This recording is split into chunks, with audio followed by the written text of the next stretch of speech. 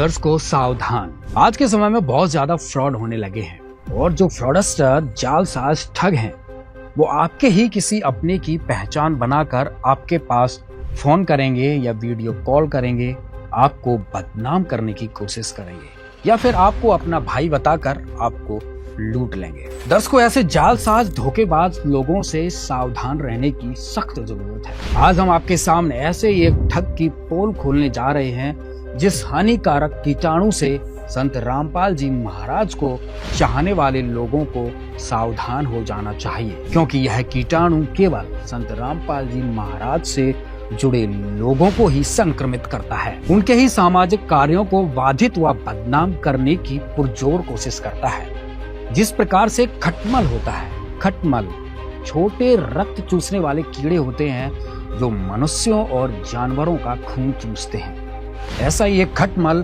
समाज शत्रु है पवन गुरुद्रोही जयपुर वाला। दर्शकों भक्ति मार्ग में एक भक्त के लिए गुरु जी के द्वारा गुरुद्रोही घोषित हो जाना सबसे बड़ा कलंक होता है।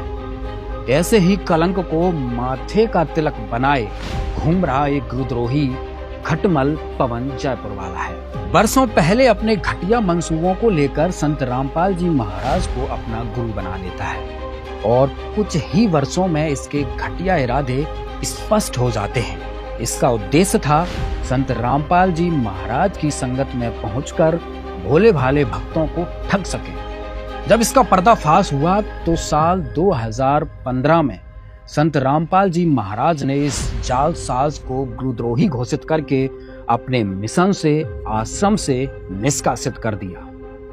इसके बाद इसने अपना असली घिनौना चेहरा दिखाया। इसने नंगा नाच शुरू कर दिया।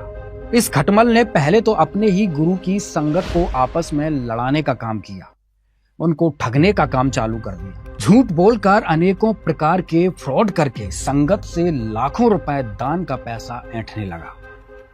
इस ठग के बारे में संगत को जागरूक किया गया और इसके खिलाफ मुकदमा भी दर्ज करवाया गया। संत रामपाल जी महाराज के भोले श्रद्धालुओं से पैसे ठगने के आरोप में इसे 1 महीने हिसार जेल में भी डाला गया। अब ये जमानत पर बाहर है।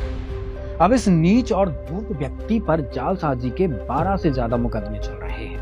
सतलोक आश्रम बरवाला के नाम पर पैसे ऐंठने वाला गुरुद्रोही पवन कुमार यादव हुआ गिरफ्तार। आरोपी लोगों से सतलोक आश्रम के संचालक संत रामपाल जी महाराज जी के नाम पर लोगों को गुमराह करके उनसे पैसे ठगता था। हाल ही में पुलिस ने उसे गिरफ्तार कर लिया है। आरोपी पवन कुमार यादव राजस्थान के गाँव अजितपुर का रहने वाला है। पुलिस ने आरोपी को कोर्ट में पेश कर 1 दिन के रिमांड पर भेज दिया है। पुलिस के मुताबिक वह एक YouTube चैनल काफी समय से चला रहा था और चैनल और विज्ञापन के माध्यम से लोगों से पैसे ऐंठता था। पैसे अपने अकाउंट पर गूगल पे या फोन पे पर ऑनलाइन लोगों से लेता था। आपकी जानकारी के लिए बता दें कि आरोपी को संत रामपाल जी महाराज जी ने पहले ही गुरुद्रोही घोषित कर दिया था और आरोपी नकली मोक्ष जल बेचने को लेकर पहले भी जेल की सलाखों के पीछे जा चुका है। सारी संगत इसकी सच्चाई से रूबरू हो गई और जिन लोगों से इसने पैसे ठगे थे वे सभी इसके चंगुल से बाहर आ गए। इसके फ्रॉड का पर्दाफाश जब हुआ तो इसका धंधा चौपट हो गया। फिर इसने समाज के भोले भाले लोगों के साथ भी फ्रॉड किया। कोरोना काल में इसने फर्जी दवाई बनाई, लोगों से खूब पैसे ऐंठे। फिर वहां भी इसका फ्रॉड का धंधा पकड़ा गया, जिस कारण से इसे जेल तक जाना पड़ा। इस पर मुकदमा भी दर्ज हुआ। देखिए उससे संबंधित ये खबर। यूपी के मेरठ में पुलिस ने कोरोना को ठीक करने का दावा करने वाले बाबा को गिरफ्तार किया। सोशल मीडिया के जरिए फर्जी दवा का प्रचार कर रहा था। जब इसकी दाल कहीं नहीं गली तो फिर इसने एक फेसबुक पेज बनाया जहां पर ये आजकल भीख मांगकर अपना गुजारा चला रहा है और धंधा चलाने के लिए झूठे वीडियो बनाता रहता है। बगुले की तरह मछली के इंतजार में रहता है कि कोई न कोई व्यक्ति इसकी जहरीली चोंच में फंस जाए और इसके पापी पेट का गुजारा चल सके। अब ये संत रामपाल जी महाराज की प्रत्येक मानव उद्धार के कार्यों की निंदा करता है। अभी हाल ही में संत रामपाल जी महाराज के भक्तों ने सोनीपत के गोहाना में एक जाट भवन निर्माण में एक फ्लोर बनाने के लिए सहयोग दिया। नमस्कार दर्शकों, एक ऐतिहासिक और सराहनीय पहल के तहत संत रामपाल जी महाराज के आदेशानुसार सतलोक आश्रम कमेटी ने निर्माणाधीन जाट भवन के लिए एक पूरा फ्लोर दान करने की घोषणा की। उसको देखकर इस भूखे खटमल के पेट में इतना दर्द उठा कि ये अपनी वीडियो में जाट समाज के खिलाफ जहर उगलने लगा। लेकिन एक बहुत ही गजब की न्यूज, विशेषकर हरियाणा के जाट समाज के लिए, हरियाणा में भी विशेषकर सोनीपत के जाट समाज के लिए, और विशेषकर सोनीपत के गोहाना जाट महासभा के ऊपर भाई संत रामपाल जी का जो बेटा है ना, बड़े वाला, भाई तारीफ करनी पड़ेगी उसके दिमाग की। गजब, हरियाणा के जाट समाज के मुंह पर ऐसा तमाचा मारा है, एहसान के नीचे दबा के रख दिया गोहाना जाट महासभा को। ठीक ऐसा ही इसने दलित समाज के संत शिरोमणि महापुरुष कबीर परमात्मा के खिलाफ भी आपत्तिजनक टिप्पणी करते हुए उनकी फोटो तक को भी फाड़ दिया था। देखिए संबंधित वीडियो। इनका जून के महीने में प्रकट दिवस मनाना, इनको भोग लगाना, ये तो सरासर सतगुरु रामपाल जी भगवान की बेइज्जती करना। जिंदा कबीर के रहते सहते सतगुरु रामपाल जी भगवान की बेइज्जती नहीं कर सकते भाई। इस मामले में भी संत रामपाल जी महाराज के भक्तों के द्वारा एक दुष्ट धूर्त व्यक्ति पर मुकदमा दर्ज करवाया गया था। जब से इसको आश्रम से बाहर खदेड़ा गया, तभी से ये बदले की भावना से संत रामपाल जी महाराज के भक्तों में और अन्य समाज के लोगों में लड़ाई झगड़े करवाना चाहता है। लेकिन इसकी चाल हर बार विफल हो जाती है और यह खिसियानी बिल्ली की तरह फेसबुक पर खंबा नोचता रहता है। दर्शकों, एक गुरुद्रोही दुष्ट आत्मा है। भक्तों को लूटना और भक्तों का अंतःकरण खराब करना इसका उद्देश्य है। दर्शकों, भक्ति मार्ग का एक अटल नियम होता है कि गुरुजी का जो भी आदेश हो, चाहे वो कहीं कुछ कहें, वो करना होता है। यह अटल नियम होता है।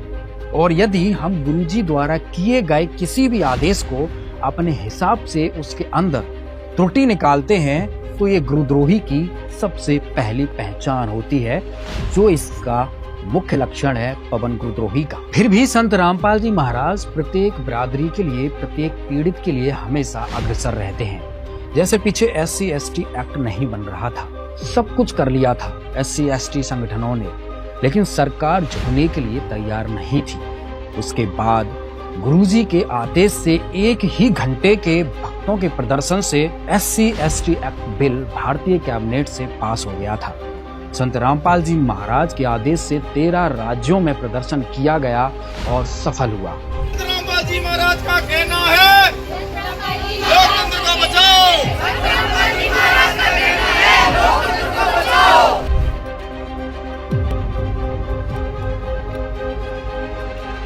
दूसरी बात, गुरुजी ने एक निर्देश दे रखा है, नियमों में भी बता रखा है कि अपने गांव में या कहीं या जहां भी कोई जैसे सामूहिक काम होते हैं, कोई चौपाड़ बनानी है या कोई तालाब खुदवाना है या किसी प्रकार का कोई भी सामूहिक काम, साझला या कोम साझला काम है, उसमें भक्त मदद कर सकते हैं, लेकिन धार्मिक अनुष्ठानों में नहीं करना होता है।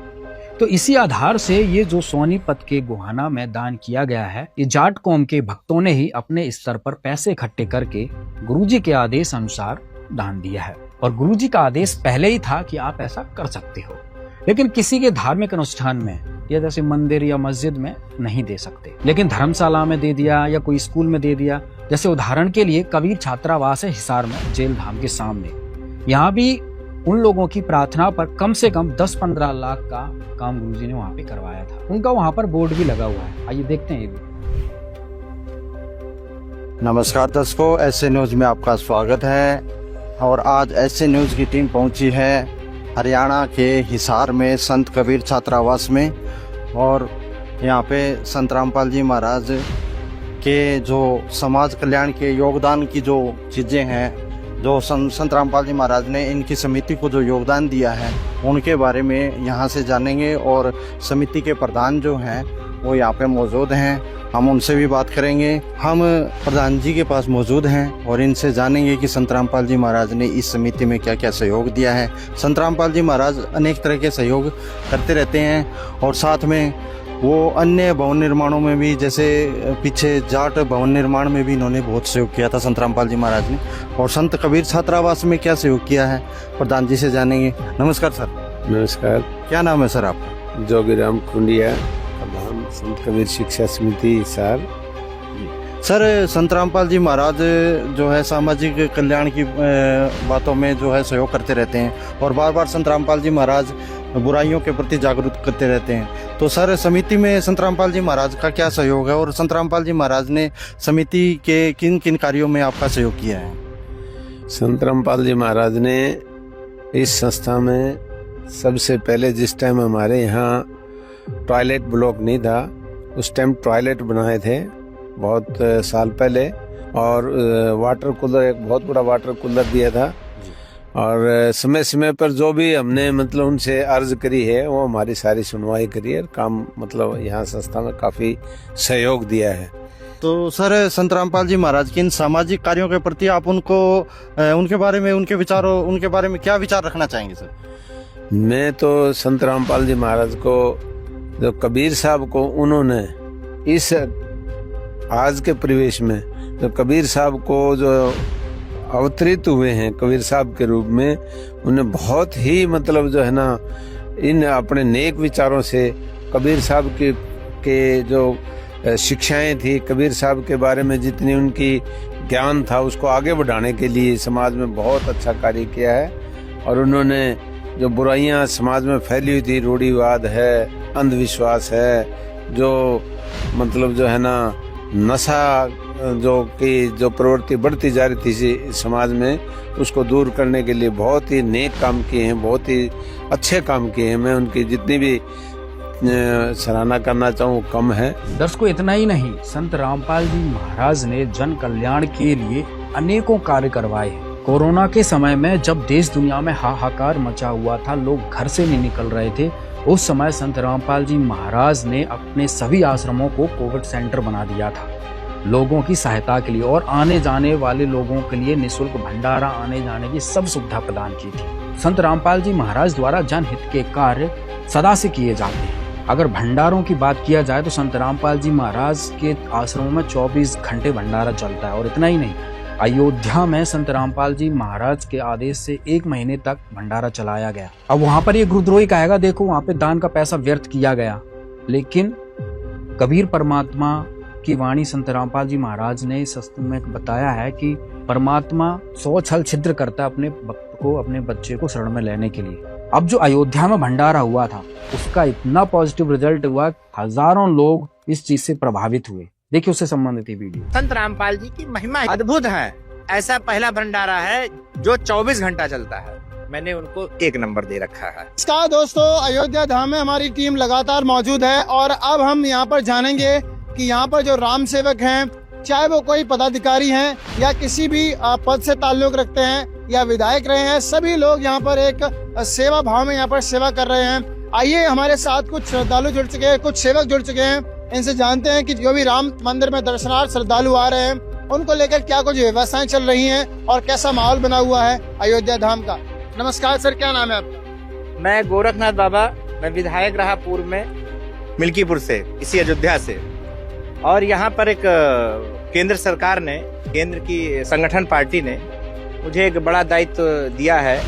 मैं यहाँ पर परिवहन, पार्किंग, नव अयोध्या और रेलवे स्टेशन, रेलवे के साथ बातचीत करके कितनी ट्रेनें एक दिन में आ रही हैं, उनका अराइवल बनाना, फिर उसका डिपार्चर करवाना, फिर आरएम के साथ उसकी मीटिंग करना कि कैसे कैसे बसें कैसे कैसे स्टेशनों पे जानी है और किस समय पे यहाँ नगरों से जानी है। सर यहाँ पर अयोध्या धाम में आए देश विदेश से और पूरे हिंदुस्तान से, जैसे कि हम 5-6 दिन से हम लगातार देख रहे हैं कि कुछ लोग कर्नाटका से आ रहे हैं, कुछ लोग तेलंगाना, महाराष्ट्र और साउथ इंडिया से, कोई पश्चिम बंगाल से, कोई कहीं से, हर जगह से लोग आ रहे हैं। उन सबके यहाँ पर हमने देखा है कि भोजन की व्यवस्था को लेकर भी यहाँ पर एक संत रामपाल जी महाराज जी हैं, हरियाणा से आते हैं वो, उन्होंने यहाँ पर निःशुल्क भोजन की व्यवस्था कर रखी है। क्या कहना चाहेंगे सर आप उनके लिए? क्या कहना चाहेंगे ऐसे सोच रखने वाले संतों के लिए जो श्री राम जन्मभूमि पर आए श्रद्धालुओं के लिए भोजन भंडारे की व्यवस्था कर रहे हैं? देखिए यहाँ पर 5 नगर और एक अतिथि नगर, 6 नगर है। 6 नगर में देश भर के भंडारा चलाने वाले बड़े बड़े लोग यहाँ पर आके साधु संत अपना चला रहे हैं, बड़े बड़े व्यवसायी। उसी क्रम में चित्रकूट में बाबा रामपाल जी महाराज का भी भंडारा चल रहा है। मैं एक दिन विजिट पे गया था, एक स्टेशन पे मुझे 1600 पैकेट की जरूरत पड़ी। उस दिन गया तो मैंने देखा जो भी उनके सेवादार लगे थे, एक दो लोग तो मुझे बताते बताते रोने तक लगे। इतनी खूबसूरत व्यवस्था, मैंने छैयो भंडारे सब अच्छे चल रहे हैं, पर इतना बढ़िया रामपाल जी महाराज का चल रहा है। मैंने देखा सब चीज देसी घी में बन रही है। हमने देखा है कि टमाटर भी खरीद के आता है, तो मंडी का जो सबसे अच्छा टमाटर है वही वहां खरीद के आ रहा है। मिर्चा और धनिया भी मैंने देखा बहुत ए ग्रेड का खरीद के आता है।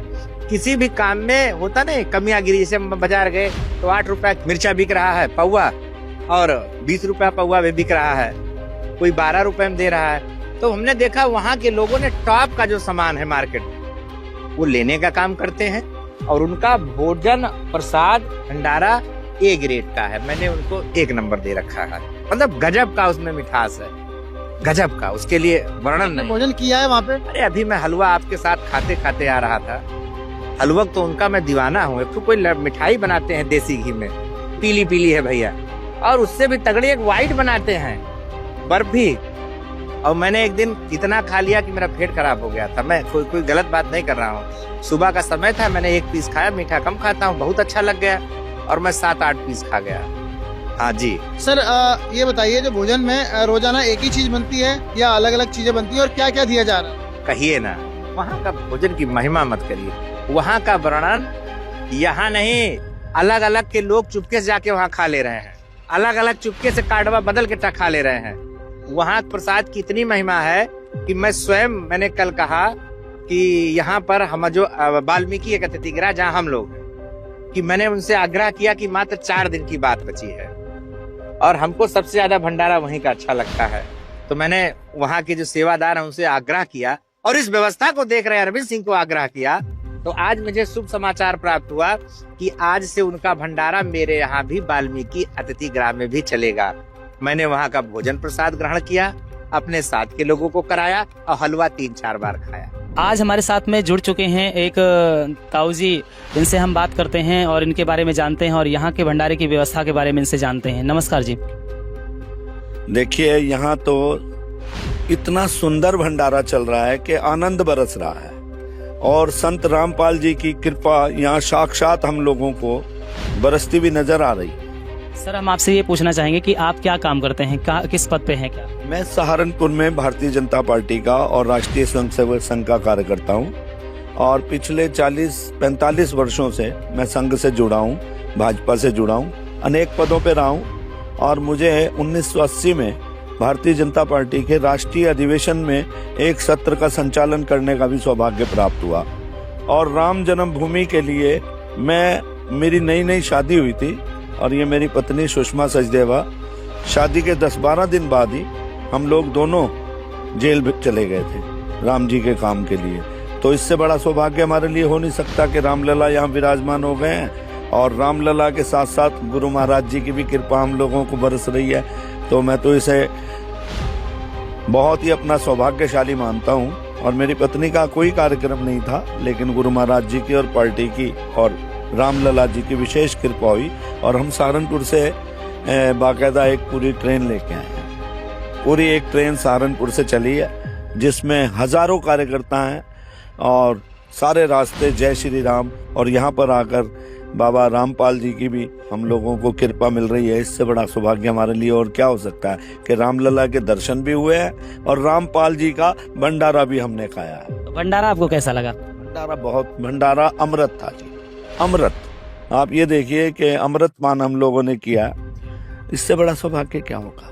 यहाँ पर हमने क्या नाम है, रामलला के दर्शन के साथ साथ हम कौन सा मंदिर था वो जिसमें हम गए थे, जिसमें है हनुमानगढ़ी, वहां पर इतनी भयंकर भीड़ थी। उस भयंकर को उनकी तो कृपा पूरे देश के अंदर ही नहीं पूरी दुनिया के अंदर बरस रही है। मैंने उनका साहित्य पढ़ता हूँ, मैं जब देखता हूँ कि नौजवान जब उनका साहित्य बांटते हैं या हमारे यहाँ भी आते हैं सहारनपुर में भी, तो मैं उनकी बुक्स वगैरह पढ़ता रहता हूँ। बहुत ही विचित्र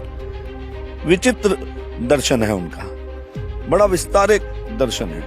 ऐसा दर्शन रामपाल जी को ये समझ लो कि ऐसे लोग विरले ही पैदा होते हैं दुनिया के अंदर, विरले ही रामपाल जी जैसे पैदा होते हैं जो समाज को नई दिशा देते हैं। उन्होंने कबीर पंथ के बारे में बहुत कुछ लिखा है, मैंने सब पढ़ा है, मुझे पढ़ने का सौभाग्य मिलता है। और यहाँ आकर जब मैंने उनका ये इस भंडारे को देखा और इस पंडाल को देखा तो मैं चकाचौंध देख रहा हूँ कि उनके कार्यकर्ता, उनके अनुयायी किस तरह से पंक्तिबद्ध होकर बड़े अनुशासन में, बड़ी सफाई और बड़ा सुंदर भंडारे का आयोजन, चाय इतनी अच्छी बनी हुई है।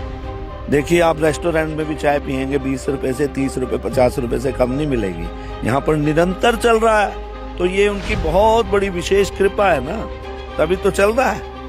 बहुत बहुत धन्यवाद। और मैं उनके श्री चरणों में बहुत बहुत नमन करता हूँ। रामपाल जी जैसे संत पूरी दुनिया के अंदर होने चाहिए, तभी इस देश का कल्याण होगा। मैम आपको भंडारा कैसा लगा? बहुत बढ़िया, सफाई भी बहुत है। कहते हैं नीचे ना बैठो, ऊपर बैठो टेबल पे, और अगर एक दाना भी गिरता है ना तो तुरंत उठाने के लिए आते हैं हम लोग। बहुत अच्छा है, बहुत अच्छा लगा। आइए इनसे जानते हैं कि इन्हें इस भंडारे में कैसा लगा। नमस्कार सर जी, क्या नाम है आपका? जय श्री राम। मैं प्रदीप कुमार सिंह, रिटायर्ड सरदार मेजर। मेरा जो राम सेवक के रूप में मुझे जो कार्य मिला है, यात्रियों का स्वागत करना, इस मुख्य कार्य मेरा ये है। लेकिन मैं तीनों टाइम का जो है टेंट सिटी में आकर के, जैसे अभी मैं चित्रकूट में बैठा हूँ, चित्रकूट में आकर के मैंने भोजन लिया, प्रसाद लिया। और यहाँ का जो व्यवस्था, यहाँ की जो व्यवस्था है इतनी अच्छी, इतनी सुदृढ़, इतना स्वादिष्ट भोजन, पूरा माहौल राममय है। जो यात्री आ रहे हैं वो सराह करके ही जा रहे हैं, बहुत सराहना कर रहे हैं कि बहुत अच्छा भोजन, बहुत अच्छी व्यवस्था। जो सेवक हैं वो बहुत ही आदर से, सम्मान से सबकी सेवा में लगे हैं। ईश्वर जो हमारे जैसे गुरु रामपाल जी हैं, जैसे उनका उद्देश्य है नशा मुक्त भारत। आपके जितने सेवक हैं, संस्था के जितने सेवक हैं, कोई भी नशा नहीं करते। दहेज प्रथा मुक्त उनका उद्देश्य है। तो कोई भी दहेज जो लेना देना जो है वो आपके संस्था में जो सम्मिलित सेवक हैं वो इससे दूर है। मैं प्रार्थना करता हूँ ईश्वर से कि आपकी संस्था और आगे जाए और ऐसा ही सेवा भाव बना रहे। हम 1 महीने तकरीबन हो गए लगे हुए हम लोगों को, और ऐसी व्यवस्था हम प्रथम बार देख रहे हैं। व्यवस्थाएं बहुत अच्छी हैं, लेकिन ये बहुत ही अच्छी व्यवस्था है जिसकी सराहना होनी चाहिए। और आने वाले दिनों में जो है, जैसे अभी हमारे एक सेवक ने बताया, जो यहाँ के इंचार्ज है, उन्होंने बताया, अनुरोध किया कि भैया और कहीं भंडारा लगाना है तो मुझे जरूर बताइएगा, सेवा का मौका दीजिएगा, हमारे गुरुजी का आदेश है। तो ऐसी भावना के साथ जब अयोध्या धाम में आकर, राम की नगरी में आकर के सब जुड़ते हैं, तो हम अयोध्या वासियों का बहुत बड़ा सौभाग्य होता है। जय जय श्री राम। राम राम जी, राम राम राम राम राम राम। सर एक और सर हमारे साथ जुड़ चुके हैं। आइए इनसे जानते हैं कि भी what exactly he is feeling here, और इन्हें कैसा लगा ये भंडारा, भंडारे का जो स्वाद था वो कैसा था, भोजन का स्वाद था कैसा। नमस्कार सर जी, राम राम जी, क्या नाम है आपका? राम जी, हरभजन गौड़ हमारा नाम है, अयोध्या धाम से हैं और यहाँ की सुरक्षा व्यवस्था में लगाए गए हैं। तो सर सुरक्षा व्यवस्था में सर बताइए आपको भोजन कैसा लगा, और जो संत रामपाल जी महाराज जी के श्रद्धालु हैं उनके स्वभाव के बारे में आप क्या कहना चाहेंगे? यहाँ का भोजन जो है भंडारे का इतना स्वादिष्ट, इतना अच्छा, इतना भाव, भोजन से इतना भाव से खिलाते हैं सभी जो सेवक हैं, सभी लोग जो भंडारे में जो भी आयोजक हैं, सभी इतने भाव से भोजन करा, इतने प्रसाद खिलाते हैं इतने प्यार से कि कुछ उसकी सराहना जितनी की जाए उतनी कम है। और जो संत रामपाल जी महाराज जी हैं, जो उन्होंने बीड़ा उठाया है कि नशा मुक्त भारत, नशा मुक्त जो भारत, जो भी यहाँ जो भी उनके सेवक हैं, कोई बीड़ी तंबाकू या कोई दहेज रोकने के लिए जो भी बीड़ा उठाया गया है, इसके लिए भी उनका जो भी बीड़ा उन्होंने उठाया है महाराज जी ने, वो हम प्रभु श्री रामचंद्र जी से कामना करते हैं कि आने वाले समय में पूरा भारत नशा मुक्त हो और भंडारा और सुंदर और अच्छा और भव्य चले, और सभी जो यहाँ भंडारे में लगे सभी सेवक हैं, राम सेवक हैं, मैं प्रभु श्री रामचंद्र जी से कामना करता हूँ सबके ऊपर अपना आशीर्वाद बनाए रखें। जय श्री राम। राम राम जी, राम राम।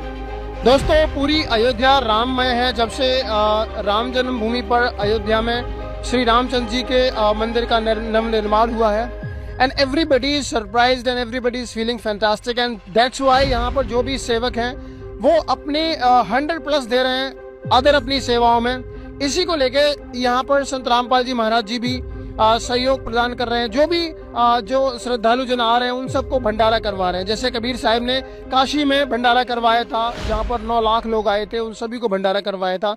सर ने बताया भी कि जो लोग सर ने बताया भी कि यहाँ के जो मैनेजमेंट है या जो भी हैं उन्होंने कहा है कि अगर आपको और भी भंडारे की व्यवस्था हो तो उसके लिए भी हम तैयार हैं। दोस्तों आप देख सकते हैं संत रामपाल जी महाराज हमेशा सामाजिक कार्यों के लिए हमेशा तत्पर रहते, तैयार रहते हैं। एक और श्रीमान हमारे साथ जुड़ चुके हैं, आइए जानते हैं इनसे कि इन्हें ये भंडारे की व्यवस्था कैसे लगी और भंडारे में जो जो व्यंजन प्रदान किए जा रहे हैं श्रद्धालुओं को वो कैसा लगा और इनके प्रति जो स्वभाव कैसा रहा संत रामपाल जी महाराज जी के अनुयायियों का। नमस्कार सर जी, राम राम जी, कैसे हैं आप?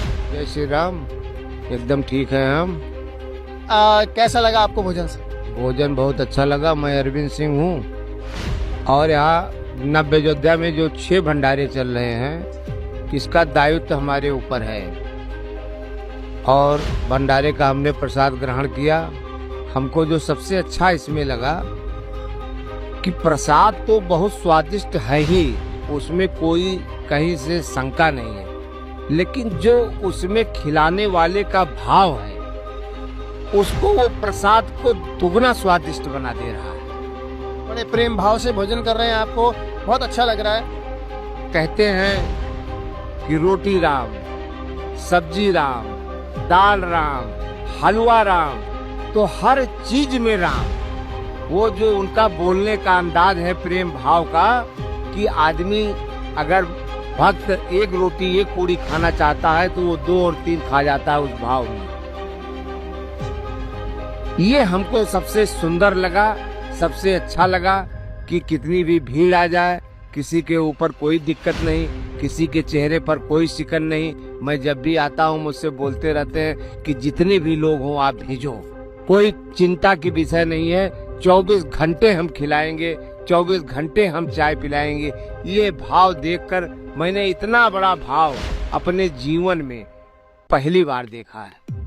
सर जैसा कि आप भी राम जी की सेवा में लगे हुए हैं और जब संत रामपाल जी महाराज जी के अनुयायियों की तरफ से आपको ये आश्वासन दिया जाता है कि आइए आपका स्वागत है, आपको तहे दिल से स्वागत है, आप कितने भी श्रद्धालु आप यहाँ पर भेज सकते हैं, तो आपको कैसा लगता है ये सपोर्टिव माहौल जब आप प्राप्त करते हैं? तो हमको ऐसा लगता है कि स्वयं प्रभु राम की कृपा हमारे ऊपर हो रही है कि जो ऐसे लोग हमको मिले हैं और इतने आश्वासन से हमको कहते हैं कि कितने भी लोग आ जाएं भेज दीजिए। हमारी वो सारी चिंताएं दूर हो गई कि अगर संख्या ज्यादा आएगी तो मैं क्या करूंगा। अब मैं एकदम निश्चिंत हो गया हूँ कि कितनी भी संख्या आए, हमारे पास ऐसे संत जी के, रामपाल जी के शिष्य गण यहाँ पे हैं कि हमने अब सारी चिंता संत रामपाल जी पर छोड़ दिया। दर्शकों इसी के साथ एक महत्वपूर्ण घटना और आपको बताते हैं। एक भक्त था, आज भी वर्तमान में है और वो बहुत ज्यादा बेहद गरीब था। उसके पास रहने के लिए भी जगह नहीं थी। संत रामपाल जी महाराज से प्रार्थना की उसने, संत रामपाल जी महाराज ने उसका घर बनवा दिया। नमस्कार दर्शकों, आज आप फिर से जुड़े हुए ऐसे न्यूज चैनल की टीम के साथ में। हमारी टीम पहुंची है रोहतक के एक छोटे से गांव घरोठी में। क्या नाम है सर आपका? राम अवतार नाम है जी। बोलो जी। सर हम आपसे ये जानना चाहते हैं कि क्या संत रामपाल जी महाराज ने आपके ये जो मकान जो दिख रहा है इसका निर्माण करवाया था? भाई भगत जी मेरा मकान गिर गया था भगत जी, इसलिए कैसे गिरा था जी? बरसात में गिरा था भगत जी। जो बरसात आई ना, बरसात में कई। कब गिरा था जी? इसे भिन्न थे, यो भिन्न ला रहे थे, पिछले भिन्न की बात है भगत जी। क्या कारण रहा था उसमें भगत जी? ये कारण था बरसात आ रही थी तगड़ी है, सारा मकान ये टपके आ गया, सारी छात टपकन लगी भगत जी। गड़गी फट्टी गड़ के तला पड़ गई और भगत जी कड़ी टूट गई थी। उनका कड़िया का मना फिर ये खड़क लगवाई, मांग का कड़ी लिया किसी पे, किसी ने 1 दी, किसी ने 2 दी। तो जी वो 8 डामी आडमी मैं मेरी सारे गुजरे का। जब आपका मकान गिर गया था बरसात के मौसम में, आप बता रहे, फिर किन परिस्थितियों का आपको सामना करना पड़ा? मन यो सामना करना पड़ा भगत जी। फिर अपना जो नीम था बेचारा इसका तला काट गा ले रहे, निमा बेटा बड़ा डाले का तरपाल इसके ऊपर अपना। आपके परिवार में कितने सदस्य हो आप? सदस्य तो भगत जी हम 2 भाई हैं, वो बिना नाम का है। हम सा माँ बेटा नाम दिशा ले परमात्मा से जुड़िया बंदी छोड़ते ये माँ बेटा हम। जब आपका घर मकान टूट गया था आप कहाँ रहते थे फिर? हम ये नीम के नीचे रह रहे थे भगत जी, आई अपने घर में ही, प्लाट में ही। तो दर्शकों आपने जाना कि ये जब मकान टूट गया था तो ये जो नीम का पेड़ आपको दिख रहा है, मैं कैमरामैन से चाहूंगा एक बार बताएंगे, जो ये नीम का पेड़ आपको दिख रहा है इसके नीचे रहा करते थे। तो आइए आगे की जानकारी फिर इनसे लेते हैं हम। तो जब आपके साथ ये परिस्थितियां गुजर रही थी तो फिर आपने अपने परिवार के लोगों किसी से मदद मांगी? हाँ मांगी थी भगत जी, मैंने सरपंच मेमरा तो करी, सरपंच में मेमरा ने किसी ने ख्यास नहीं करी, ना मेरा मकान बनवाया ना नाइट के सब ने बोला भाई हमारा बस का थारा मकान नहीं बनवाना, अपना थारा गुरु बनवाओगा। आपके गुरु किसके लिए बोल रहे हैं आप? संत रामपाल जी महाराज के लिए। आपने संत रामपाल जी महाराज से, आप जैसे बता रहे आपके गुरु जी हैं, उनसे गुहार लगाई, मदद की? महाराज जी मैंने प्रार्थना लगाई, गुरु जी एक बे बहन है, एक बेबे आगे कई बेबे ने फिर मेरे से बताई मारे से, फिर हमने फिर गुरु जी के भाई हैं भगत उड़े भगता की मैंने प्रार्थना लगाई, पर्चा पे लिखवा लिखी, लिख कर पर्चा पर मैंने पर्चा दिया हमसे गुरु जी से। क्या बोला फिर गुरु जी ने? भगता ने प्रार्थना लगे, भगता ने कह दिया भाई गुरु जी प्रार्थना लगा, फिर गुरु जी ने ये आदेश आया भाई राम अवतार का मकान माई का भाई 15 दिन में तैयार करो, भाई माँ बेटा बारिश हो गए बेचारी। तो फिर आपका मकान कब शुरू हुआ बनना? तो पिछले महीना में हुआ था भगत जी, तीसरा महीना हो जब हुआ था भगत जी, मान ली की दादा बना कर तैयार कर दिया जी। दर्शकों ये तो एक उदाहरण मात्र है जो आपको दिखाया है। इस तरह संत रामपाल जी महाराज जी ने सैकड़ों की संख्या में गरीब परिवारों के घर बनवाए। यह परोपकारी कार्य आज भी निरंतर जारी है। दर्शकों संत रामपाल जी महाराज के परोपकारी कार्यों की लिस्ट बहुत लंबी है, जिसमें से आपको कुछ और जानकारी देते हैं। संत रामपाल जी महाराज अभी अपने बच्चों के यानी अपने फॉलोवर्स के आंखों के ऑपरेशन करवा रहे हैं। जिनकी आंखों की रोशनी कम है या अन्य कोई प्रॉब्लम है, उसका खर्चा 1 लाख रुपए आता है, जिसका वहन संत रामपाल जी महाराज द्वारा किया जा रहा है। लगभग 200 से ज्यादा अपने फॉलोवर्स तथा गरीब भाई बहनों के आंखों के ऑपरेशन गुरुजी के आदेश से हो चुके हैं। अब सबको 1 नंबर का दिखाई देने लगा है। जिनके आंखों के 1 नंबर किसी का 2 था, किसी का 5 था, किसी का 10 नंबर था, अब सबकी नजर 6/6 हो चुकी है, अर्थात आंखों की नजर पूर्ण रूप से सही हो चुकी है। दर्शकों इनमें सैकड़ों भाई बहन तो गरीब परिवारों से थे, जो इतने गरीब थे कि इतने कॉस्टली ऑपरेशन के बारे में कभी सोच भी नहीं सकते थे। और चलो एक बार गरीब माता पिता भी अपने बेटों की चिंता कर भी ले, लेकिन बेटियों की आंखों के ऑपरेशन की कैसे सोचें, क्योंकि उनकी पढ़ाई लिखाई का खर्च फिर शादी का खर्च अलग से दिखाई देता है। वो बेटियां उसी दुख में सारी उम्र पिसती रहती हैं। अब संत रामपाल जी ने अपने भक्तों के, चाहे वह बेटा हो या बेटी हो, दोनों के आजीवन सुख के लिए ऐसे परोपकार करवा रखे हैं। इनकी आत्मा इतनी दुआ दे रही है, अपने गुरु भगवान के लाख लाख शुक्रगुजार हैं। नमस्कार दोस्तों, स्वागत है आपका ऐसे न्यूज की इस खास वीडियो में। दोस्तों इस वीडियो में चर्चा करने वाले हैं संत रामपाल जी महाराज जी के उस कार्य के बारे में जिसको सोसाइटी में लोग अप्रिशिएट कर रहे हैं, उसके बारे में चर्चा हो रही है। सुनने में आया संत रामपाल जी महाराज जी अपने फॉलोअर्स का, अपने शिष्यों का फ्री आई ट्रीटमेंट करवा रहे हैं। जिनको चश्मे हैं, जो जिनका विजन दिक्कत है, विजन प्रॉब्लम है, उसके बारे उनकी ट्रीटमेंट हो रही है। अब जिनका ट्रीटमेंट हो रखा है वो यहाँ पे हमारे साथ दर्शक मौजूद हैं, जो कि आप देख सकते हो इस फ्रेम में, और इनसे हम चर्चा करेंगे कि एक्चुअली इसके पीछे क्या रीजन था। संत रामपाल जी महाराज जी ने ये जो एक इनिशिएटिव शुरू किया है, क्यों शुरू किया है, जो उन्होंने पर्सनली एक्सपीरियंस किया, उनसे हम बात करेंगे। नमस्कार जी, क्या नाम है आपका? मेरा नाम भारती है। कहाँ से हो? मैं पाली राजस्थान से हूँ। तो आप ये बताइए दर्शकों को हमारे, जो आपको देख रहे हैं, कि जो संत रामपाल जी महाराज जी ने जो ये इतना बड़ा कार्य करवाया है, फ्री ट्रीटमेंट करवाया आपके आंखों का, तो उसके पीछे की क्या स्टोरी रही थी? हाँ, इसके पीछे की स्टोरी ये है कि जब हमारे चश्मा लगा हुआ था तो हमको बहुत दिक्कत आती थी। चश्मे के साथ लगभग सबको दिक्कत ही आती है, कोई भी चश्मा लगाना नहीं चाहता है। आपने चश्मा कितने साल पहले आपके चश्मा लग गए थे? लगभग 10 साल पहले मेरे को चश्मा लग गया था स्कूल टाइम से, और मेरी आंखों के नंबर जो है वो 3 नंबर है दोनों आंखों में, और गुरुजी की दया से दोनों आंखों का ट्रीटमेंट हुआ है। काफी लंबा अरसा बीत गया आपको चश्मे पहनते हुए, 10 साल आपको हो गए। तो 10 साल में आपको काफी चीजें, दिक्कतें आई होंगी चश्मे को लेके। क्या आपने कभी ऐसा सोचा था कि चश्मे मेरे उतर सकते हैं, या फिर कभी आपने खुद से ट्राई करवाया हो कि हाँ चलो मैं ऑपरेशन करवा लेती हूँ आंखों का? ऐसा कभी आपको कुछ फील हुआ? नहीं, हमने सोचा ही नहीं था कि बिना चश्मे भी हम ये दुनिया देख सकते हैं। हमको तो लगा था कि लाइफ टाइम तक हमें चश्मा लगा के ही रखना होगा, लेकिन भगवान ने एक तरह से हमारा जो सपना था वो सच कर दिया।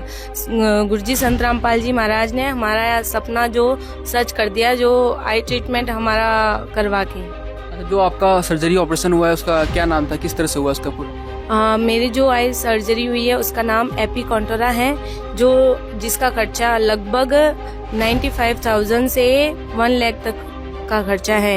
ये पूरा खर्चा संत रामपाल जी महाराज जी ने प्रोवाइड करवाया? हाँ जी बिल्कुल, उनके आश्रमों की तरफ से ही हम सबका ऑपरेशन हुआ है। क्या नाम है जी आपका? मेरा नाम पूजा है। कहाँ से हो? मैं पाली से हूँ। आप बताओ कि आप चश्मा कितने टाइम से पहन रहे थे और फिर आपको कैसा एक्सपीरियंस हुआ चश्मा हटने के बाद? मैं पिछले 10 सालों से चश्मा पहन रही हूँ और चश्मे के साथ बहुत दिक्कतें रहती है। जिनको भी चश्मा लगता है उनको पता है कि उनको कितनी दिक्कतों का सामना करना पड़ता है। जैसे खाना बनाने जाओ तो भाप लग जाती है, बारिश में जाओ तो चश्मा गीला हो जाता है, ये सारी दिक्कतें होती है। और हमें बस ऐसे ही लगा था कि अब हमें पूरी जिंदगी अब चश्मे के साथ ही गुजारनी है। आपने कभी ट्राई किया था कि चलो मैं ऑपरेशन करवा लेती हूँ, क्योंकि 10 साल से चश्मा पहन रहे हो, तो कभी बीच में ऐसा आपको फीलिंग आई हो कि हाँ चलो मैं ऑपरेशन करवा लूँ या फिर ऐसा कुछ? आप? जी हाँ, मैं 2-3 हॉस्पिटल गई थी, वहाँ पे मैंने इंक्वायरी की थी कि कितना खर्चा आता है, मतलब ये ट्रीटमेंट करवाओ तो वहाँ हमें पता चला कि 95 से 1.25 लाख तक का जो है वो खर्चा होता है। तो फिर गुरुजी की इतनी दया आई हमारे ऊपर कि उन्होंने तो ये हमें फ्री ऑफ कॉस्ट ही करवा लिया है, बिल्कुल फ्री में हुआ है। मेरा जो हुआ है वो लेसिक कॉन्टोरा ट्रीटमेंट हुआ है, बिल्कुल फ्री ऑफ कॉस्ट हुआ है। बहुत ही दया कर दी परमात्मा ने, एक चमत्कार सा हो गया है हमारे साथ। जो क्या अभी आप ये चश्मे उतार सकते हो डॉक्टर ने? अब हमें चश्मे की अब जरूरत नहीं। पहले मेरे चश्मे के साथ जो विजन था वो 6/36 था और अब मेरा बिना चश्मे के जो विजन हो गया है वो परमात्मा की दया से 6/5 हो गया है। क्या आप चश्मा उतार सकते हो? कोई दिक्कत नहीं इसमें? आप देख सकते हैं हमारी आंखें एकदम से स्वस्थ है, हमें कोई प्रकार की दिक्कत नहीं है। ये सिर्फ हमारी अभी जैसे रिसेंटली हमारी सर्जरी हुई है तो आई को प्रोटेक्ट करने के लिए लगाया गया था चश्मा, बाकी बिना चश्मे हमको एकदम क्लियर दिख रहा है। नमस्कार, क्या नाम है आप? बेनाराम। कहाँ से हो आप? सोजत राजस्थान से। आप चश्मा कितने समय से पहन रहे हो? 2014 से 10 साल हो गए। तो आपको ये संत रामपाल जी महाराज जी ने मतलब जो ये फ्री ट्रीटमेंट करवाया है, तो इसके पीछे क्या कहानी रही थी? आपको कैसे कांटेक्ट किया गया? फिर आप जब यहाँ पे आए जहाँ पे आपको ऑपरेशन हुआ, तो फिर किस तरह डॉक्टर से आपकी डीलिंग? डॉक्टर से ऑपरेशन हुआ उसके बाद बहुत अच्छा दिख रहा है। जैसे कि आपका जो सर्जरी हुआ था वो क्या नाम था सर्जरी? Contoura, lazy Contoura. आपका क्या नाम है सर? मुकेश दा। कहाँ से हो? मैं जैसलमेर राजस्थान से। आप कितने समय से चश्मा पहन रहे हैं? मेरे को 12 साल हो गए सर लगभग। 12 साल में कभी आपने खुद ट्राई किया था कि चश्मा क्या मैं ऑपरेशन करवा लूँ या फिर चश्मा हटवा लूँ? ऐसा कभी आपने कभी ट्राई किया हो? ट्राई तो नहीं किया सर, बट मुझे ऐसा लगता था कि होगा ही नहीं है तो, और इसका काफ़ी खर्च भी बहुत ज़्यादा था, तो फिर थोड़ा वो लगता था कि अभी आइज के साथ में ऐसा कुछ करना सही नहीं है। अचानक से संत रामपाल जी के आदेश हुए और आपके चश्मे उतर गए, क्या आप कभी कल्पना की थी इस चीज़ को लेकर? नहीं सर, बहुत अच्छा लग रहा है, हमने कभी सोचा भी नहीं था, ये एकदम ही हुआ है। अब जैसे हम ऑपरेशन थिएटर में जा रहे थे तो ओटी भी नहीं दिख रहा था हमको, ऑपरेशन के बाद में हमें वो सब कुछ नजर आने लग गया, सिर्फ एक चमत्कार की तरह हुआ था हमारे साथ। सर आप ठीक हो? आप चश्मे उतार सकते हो? बिल्कुल बिल्कुल उतार सकते हैं, बिना चश्मे के हमें देखो बिल्कुल साफ दिख रहा है जी। तो अभी आप चश्मे लगा लीजिए। अभी ये वो आई विटनेस हैं जिनका ऑपरेशन संत रामपाल जी महाराज जी ने करवा रखा है। तो अभी क्या आपके पास रिपोर्ट है उस चीज की जो आपका ऑपरेशन हुआ था? एक बार रिपोर्ट दिखाइए मैं दर्शकों को, ये एक बार दिखाना। ये इनका पूरा रिपोर्ट है।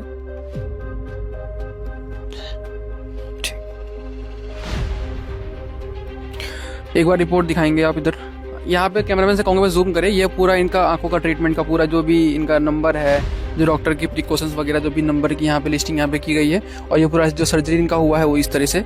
यहाँ पे ये लेजिक सर्जरी यहाँ पे लिखा हुआ है, लेजिक कंटूरा MK सर्जरी का नाम यहाँ पे लिखा हुआ है, और यहाँ पे डॉक्टर का नाम भी लिखा हुआ है। दर्शकों, जैसे कि जैसे जैसे हम एडवांस हो रहे हैं, हमारी तकनीक बढ़ रही है, हमारा जो काम करने की शैली हो रही है वो बढ़ रही है, हमारी जो दिनचर्या भी बढ़ रहा है, और इसके चेंजेस होते होते हम देख रहे हैं कि चश्मे कितने लोगों को लग रहे हैं। अभी छोटे 4-5 साल का बच्चा भी चश्मा पहनता है और बूढ़े चश्मा पहनते ही थे, लेकिन जिस तरीके से ये चश्मों का भी ट्रेंड से चल गया था वो मतलब बहुत ही, एक तो था कि कुछ लोग ट्रेंड में पहन रहे हैं, और कुछ ये था कि जो ऐसे लोग थे जो ना चाहते हुए भी चश्मों को पहन रहे थे, उनके संत रामपाल जी महाराज जी ने बहुत ही जिंदगी आसान कर दी, इनके सारे चश्मे उतार दिए हैं अभी जितने भी हैं। अच्छा, ये डॉक्टर ने आपको बताया होगा कि ये जो आपने ब्लैक चश्मे लगा रखे हैं, कब तक आप इसको उतार सकते हो परमानेंटली? ये 1 मंथ के बाद उतार देंगे। परमानेंट उतर जाएगा कभी परमानेंट? हाँ जी, 1 महीने बाद डॉक्टर ने बोला। जी सर, 1 मंथ। तो 1 महीने के बाद जिन्होंने ब्लैक चश्मा पहन रखे हैं प्रोटेक्शन के लिए सनलाइट से, इनका परमानेंट उतर जाएगा, जिसके बाद से इनकी आंखें जो थी वो जैसे जनरल होती हैं, नॉर्मल आंखें, वैसी इनकी आंखें हो जाएंगी। धन्यवाद। नमस्कार जी, क्या नाम है आपका?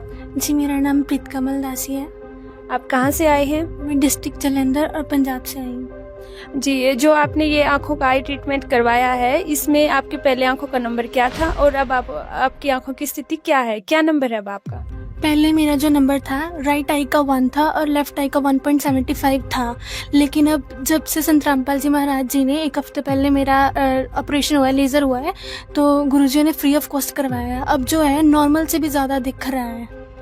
जी, क्या संत रामपाल जी महाराज जी ने ये आपका फ्री ऑफ कॉस्ट, बिल्कुल निःशुल्क, क्या आपसे कोई पैसे नहीं लिए गए हैं? जी बिल्कुल फ्री ऑफ कॉस्ट है। आप देखिए जैसे जो गवर्नमेंट हॉस्पिटल्स होते हैं उन पे लंबी लंबी लाइंस लगती हैं, फिर भी नंबर नहीं लगता, फिर भी थोड़ा बहुत पैसे ले लेते हैं वहाँ के जो एम्प्लॉयज़ होते हैं। और अगर प्राइवेट हॉस्पिटल्स की बात की जाए तो वहाँ पे बहुत ज़्यादा पैसे लेते हैं। और हमारी जो फाइनेंशियली कंडीशन थी वो भी इतनी स्टेबल नहीं थी कि हम जो है ना लेज़र करवा सके, क्योंकि ये बहुत कॉस्टली होता है। लेकिन संत रामपाल जी महाराज जी ने एक भी पैसा नहीं लिया और फ्री ऑफ कॉस्ट करवाया है सब कुछ। और इतना सारा मतलब केयर कर रहे हैं, पूरे दवाइयों के साथ पूरे लिस्ट भी जो फ्री दे रहे हैं, जो दवाइयों की ड्रॉप्स वगैरह भी हैं 1 महीने तक। नमस्कार सत साहिब। क्या नाम है आपका? सुरभि दासी। आप कहाँ से हैं? हनुमानगढ़ जिला राजस्थान से। जी, आपका पहले आई ट्रीटमेंट से पहले आपका आंखों का नंबर क्या था और अब क्या आया है? पहले मेरे आइज का नंबर 1 और 1.5 के बीच में था और अब परमात्मा की दया से बिल्कुल सही है आइज। आपका कौन सा लेजर हुआ है, लेसिक हुआ है, क्या आप बताना चाहेंगे? लेसिक हुआ है। ये जो चश्मा लगाने से पहले आपको क्या क्या दिक्कतों का सामना करना पड़ता था, कृपया बताएं। देखो, दूर की नज़र कमजोर थी तो फिर दूर का दिखाई नहीं देता था साफ, तो हर चीज में चश्मा साथ रखना पड़ता था, तो एक भार सा लगता था। तो परमात्मा की दया से परमात्मा ने ऑपरेशन करवा दिया लेजर, तो बहुत अच्छे से दिखाई देता है और चश्मा भी लगाने की जरूरत नहीं होती है। और कौन चश्मा लगाना चाहता है? जी, तो परमात्मा ने, संत रामपाल जी महाराज ने, जिन्होंने आपका ऑपरेशन करवाया है, क्या उन्होंने फ्री ऑफ कॉस्ट करवाया है ये? बिल्कुल फ्री ऑफ कॉस्ट है। या फिर आपके बैकएंड में कोई पैसे लिए गए हों, क्या ऐसा कुछ तो नहीं है? नहीं नहीं, बिल्कुल भी नहीं। परमात्मा ने सबका ऑपरेशन, बेटियों का और सबका मतलब फ्री ऑफ कॉस्ट करवाया। नमस्कार जी, क्या नाम है आपका? मेरा नाम तन्नू है, मैं करनाल से हूँ। आपकी आई साइट क्या, मतलब कितने नंबर थे आपके चश्मे का? मेरा 2 नंबर का चश्मा था और 4 साल से मेरा चश्मा लगा हुआ था। डॉक्टरों ने बोल दिया था कि ये नहीं हटेगा, आपको लगाना ही पड़ेगा। पर गुरुजी संत रामपाल जी महाराज जी की दया से आज मेरा चश्मा उतर गया है, उन्हीं की दया है। नहीं तो लड़कियों के ऊपर कौन इतना ध्यान देता है? लड़कियों को भी हाँ चश्मा लगा हुआ है, लगाते रहो, वो आगे जाके भी कोई ध्यान नहीं देता इतना। पर हमारे गुरुजी परमपिता परमात्मा सदगुरु रामपाल जी महाराज जी की दया से आज हमारा चश्मा उतर गया है, उन्हीं की दया से हुआ है। आप ये बताइए कि आप कितने साल से चश्मा पहन रहे थे और चश्मों का नंबर कितना था? मैं 3 साल से चश्मा लगा रहा था जी, और मेरा 2+ नंबर बढ़ता जाने लग रहा था जी आगे आगे। इतने सालों से चश्मा लगा रहे थे, कभी आपने कल्पना की थी कि इतना बड़ा परिवर्तन मेरी लाइफ में आएगा, चश्मे मेरे हट जाएंगे? क्योंकि सब लोग चाहते हैं कि मेरे को चश्मे ना आए, मेरी हेल्दी आइज रहे, है ना, कोई दिक्कत ना आए। तो क्या कभी आपने से कल्पना की थी कि चश्मे मेरे हट जाएंगे? साहब कभी भी नहीं सोचा था इतना। तो कैसी आंखें बन जाएंगी, मेरे गुरुजी इतनी दया कर देंगे हैं। इतना जिंदगी में पहली बार ऐसा परिवर्तन हुआ है। मेरे गुरुजी आने जैसे छोटे बच्चे की आंख होती है ना, ऐसी आंखें बना दी गुरु। बिल्कुल नॉर्मल, बिल्कुल नॉर्मल जी, कोई भी दिक्कत नहीं। कुछ भी बढ़वा सकते हो आप मेरे पर, सारा बिल्कुल आपको भी सारा क्लियर दिखाई देता है यहाँ पे जो चीजें दिखाई देता है जी। जिससे जो उसके खर्चे वगैरह होते हैं, काफी लाखों रुपए लग जाते हैं इसके पीछे। तो क्या ऐसा तो कहीं नहीं हुआ कि आपको बैकग्राउंड में आपसे पैसे लिए गए हो या फिर? नहीं जी, 1 रुपया भी नहीं, बिल्कुल 1 रुपया भी नहीं। सारा आश्रम मेरे गुरुजी ने खर्चा दे रखा है। और तो और भाड़ा तक भी आने जाने का, गाड़ी आश्रम की गाड़ी आती है, आश्रम की गाड़ी लेके जाती है, आना भी जाना भी सारा बिल्कुल फ्री जी, खाना भी बिल्कुल फ्री जी। साहब ये बताइए कि आप चश्मा कितने सालों से पहन रहे थे? I think 2016-17। तो इतने सालों से चश्मा पहन रहे थे, आपके चश्मे का पावर क्या था? एक्चुअली मेरी ना पावर स्टेबल नहीं रहती थी, बिकॉज सिलेंडर नंबर मेरा हमेशा ही, मैं एवरी 3rd मंथ मुझे लेंसेज चेंज कराने पड़ते थे। हर डॉक्टर मुझे यही बोलता था कि आपको कुछ आइज में प्रॉब्लम है। देन मैंने एम्स में ट्रीटमेंट कराया इस चीज़ का, तो 6 मंथ मेरा वहाँ ट्रीटमेंट चला, बट वहाँ से मुझे कोई मतलब वही मेडिसिन जब तक चली तब तक ठीक था। उसके बाद मैंने परेशान होकर दवाइयाँ छोड़ दी। ब्लरीनेस बहुत ज्यादा थी, मतलब हर बार मेरे को यही प्रॉब्लम रहता था। मतलब हर 3rd मंथ में आपको आपके नंबर शायद बढ़ते थे या फिर आपको आंखें में दिक्कत देती थी? आपने उसमें भी दिखा लिया, फिर भी कोई इम्प्रूवमेंट नहीं आया? नो, कोई इम्प्रूवमेंट। तो अभी आपका जो आंखों का ऑपरेशन हुआ है, तो अभी आपकी आई का क्या हेल्थ है, क्या इसका कंडीशन है? हाँ जी, संत रामपाल जी महाराज जी की दया से मेरा ये ऑपरेशन हुआ एंड केराटोकॉनस मेरे यहाँ आने के बाद मुझे पता चला, जो कि मुझे एम्स में भी नहीं पता चला था कि केराटोकॉनस नाम की भी कोई डिसीज हो सकती है। यहाँ आने के बाद डॉक्टर्स ने मुझे यही बोला कि आपको जो प्रॉब्लम है वो बहुत ज़्यादा मतलब रेयर भी है और क्रिटिकल भी है, तो इसमें सर्वाइव करना बहुत मुश्किल होता है। आप कैसे सर्वाइव कर रहे हो? अभी आपका ऑपरेशन हो गया है, अभी आपकी विजन कैसी है? क्या जो डॉक्टर ने क्लेम किया था कि ये कभी रिकवर नहीं कर पाओगे आप, या फिर आपकी लाइफ टाइम वो चश्मा पहनने पड़ेंगे, तो क्या वो चीज़ अब गलत प्रूफ हो चुकी है? हाँ जी बिल्कुल, जो मुझे एम्स वाले डॉक्टर्स ने बोला था ना कि चश्मा तो आपको लाइफ टाइम तक पहनना पड़ेगा, आज मेरी सिचुएशन ये है कि मैं विदाउट लेंसेज अपना सारा काम बहुत आराम से कर रही हूँ। बिकॉज जब मैं यहाँ दयाल आई सेंटर में आई थी उस टाइम पे मेरी बहुत ज़्यादा बैड कंडीशंस थी आईज की, and now I have situation is that कि 6/18 उस टाइम का नंबर था मेरा, और आज के टाइम पे 6 विजन मेरा आया है 6/9। अभी आप हमारे व्यूअर्स को चश्मा उतार के आप दिखा सकते हो कि अपने नॉर्मल आपकी लाइटिंग में कोई प्रॉब्लम नहीं है, जो कि मैं पहले इतनी लाइट में तो आईज मतलब खड़े रहना तो बहुत मुश्किल है, मैं खोल भी नहीं पाती थी आईज, और आज मुझे कोई प्रॉब्लम नहीं है। और ये दुष्ट लोग तो ऐसे परोपकारी कार्यों की भी निंदा करते हैं। ये गुरुद्रोही पवन संजय जैसे लोग तो कृतघ्नी व्यक्ति हैं, कलयुगी राक्षस हैं। दर्शकों, यदि संत रामपाल जी महाराज के सभी परोपकारी कार्यों का विवरण देने लगे तो कई घंटों की वीडियो बन जाएगी। फिर भी हम आपको कुछ और विवरण और देंगे, जिससे इस गुरुद्रोही खटमल का पेट का दर्द और बढ़ जाए। दर्शकों, संत रामपाल जी महाराज एक महान आध्यात्मिक गुरु और समाज सुधारक हैं, जो अनेक समस्याओं का समाधान कर रहे हैं। उनके द्वारा किए गए अनेकों परोपकारी कार्य समाज के हर वर्ग को नई दिशा और आशा प्रदान कर रहे हैं। आइए उनके द्वारा क्रियान्वित किए जा रहे कार्यों पर विस्तृत नजर डालते हैं। दहेज प्रथा का अंत। दहेज प्रथा समाज में एक गंभीर कुरीति बन चुकी है, जो न केवल परिवारों की खुशियों को छीनती है, बल्कि समाज में असमानता और दरिद्रता का कारण बनती है। संत रामपाल जी महाराज ने रमैनी विवाह की शुरुआत की,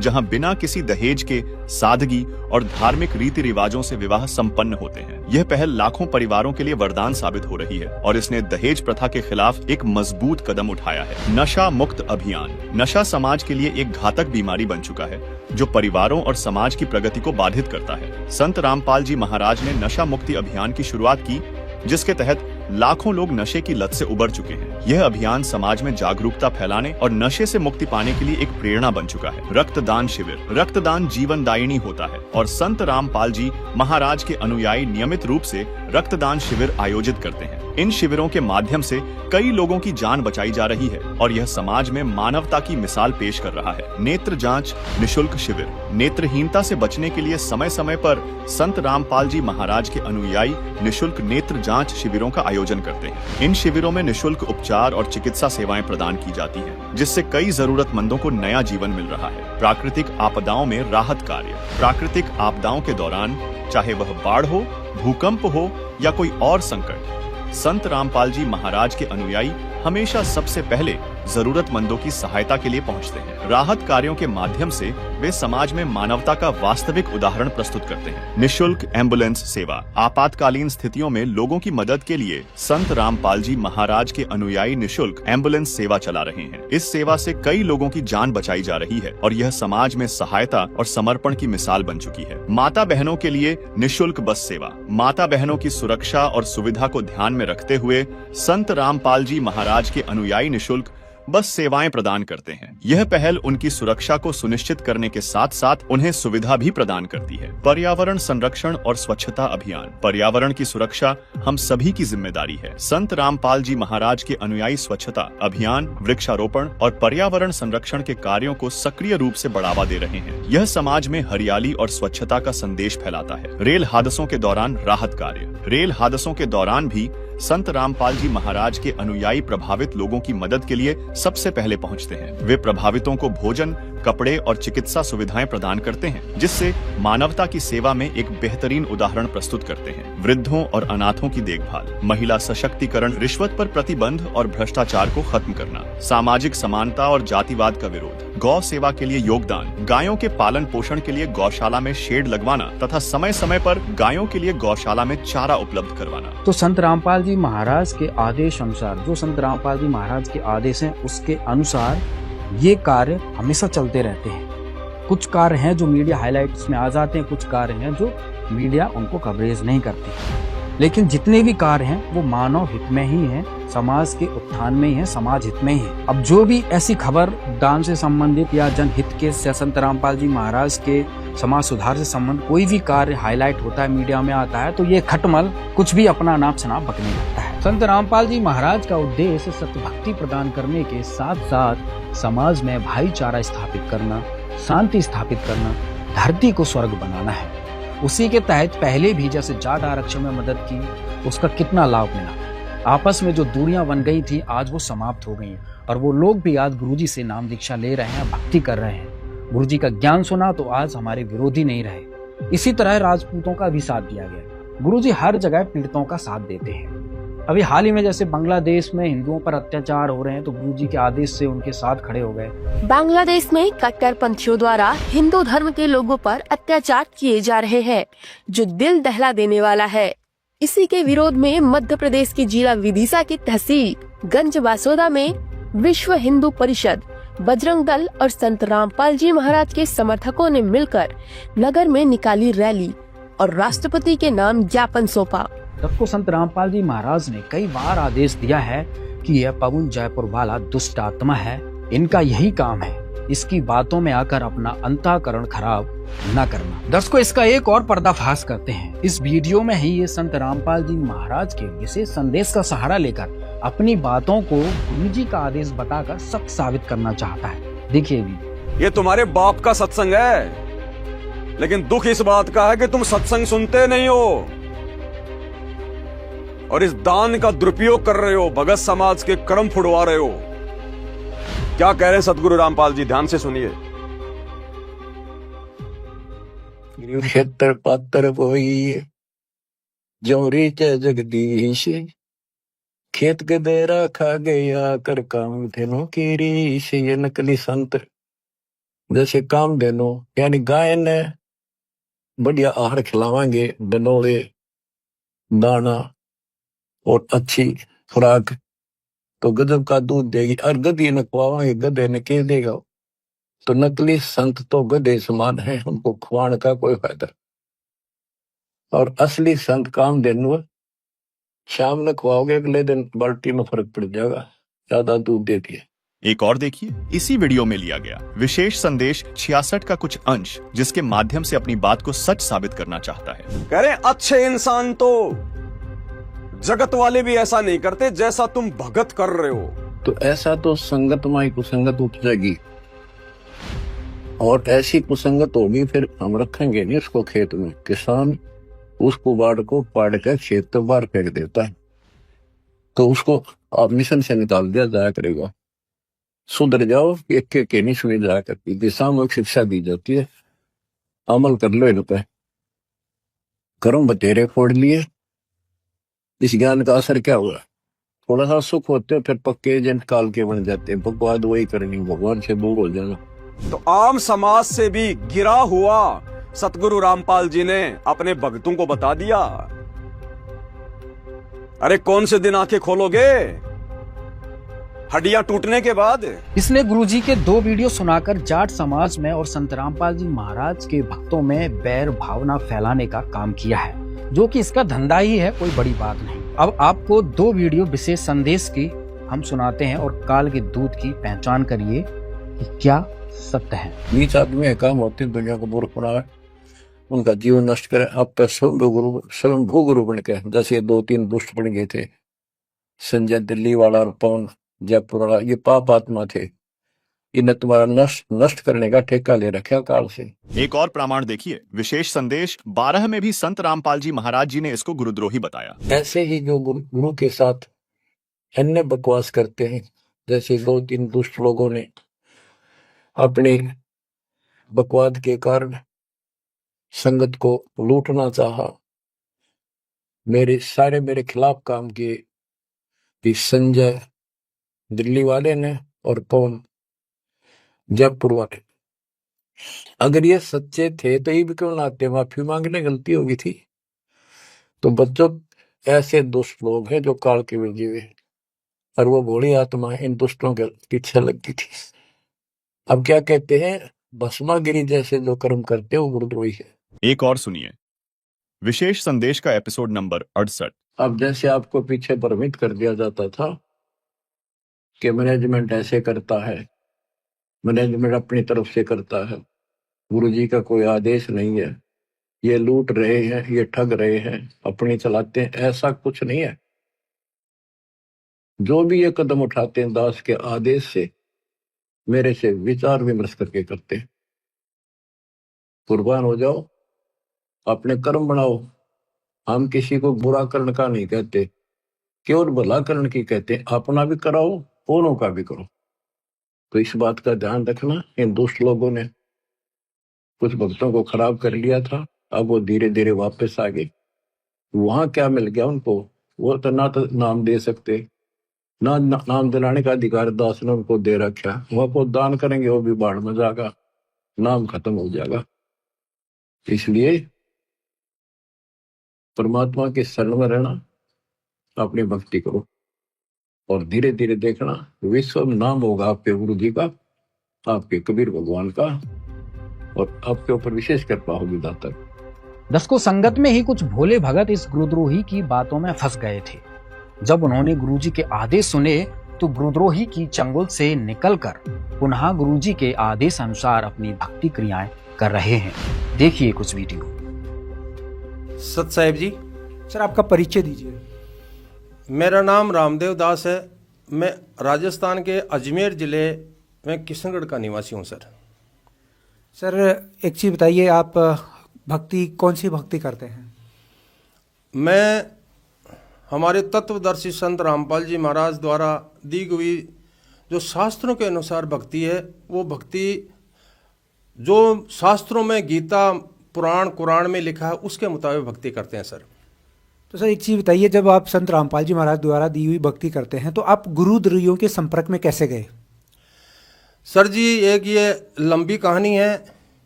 मैं 12 सितंबर 2014 को मालिक से दीक्षा ग्रहण की और नवंबर 18 को मालिक ने एक लीला कर दी। हालांकि एक ही महीना हुआ था। एक भक्त आत्मा विचलित हो सकती है, लेकिन मैं पीछे कई सालों से मैं इस परमात्मा की मार्ग में था, मैं विचलित नहीं हुआ। फिर उसके बाद में हमारे को आदेश मिला कि आप हिसार तारीखों पे जाओगे। हम तारीखों पे जाने लगे।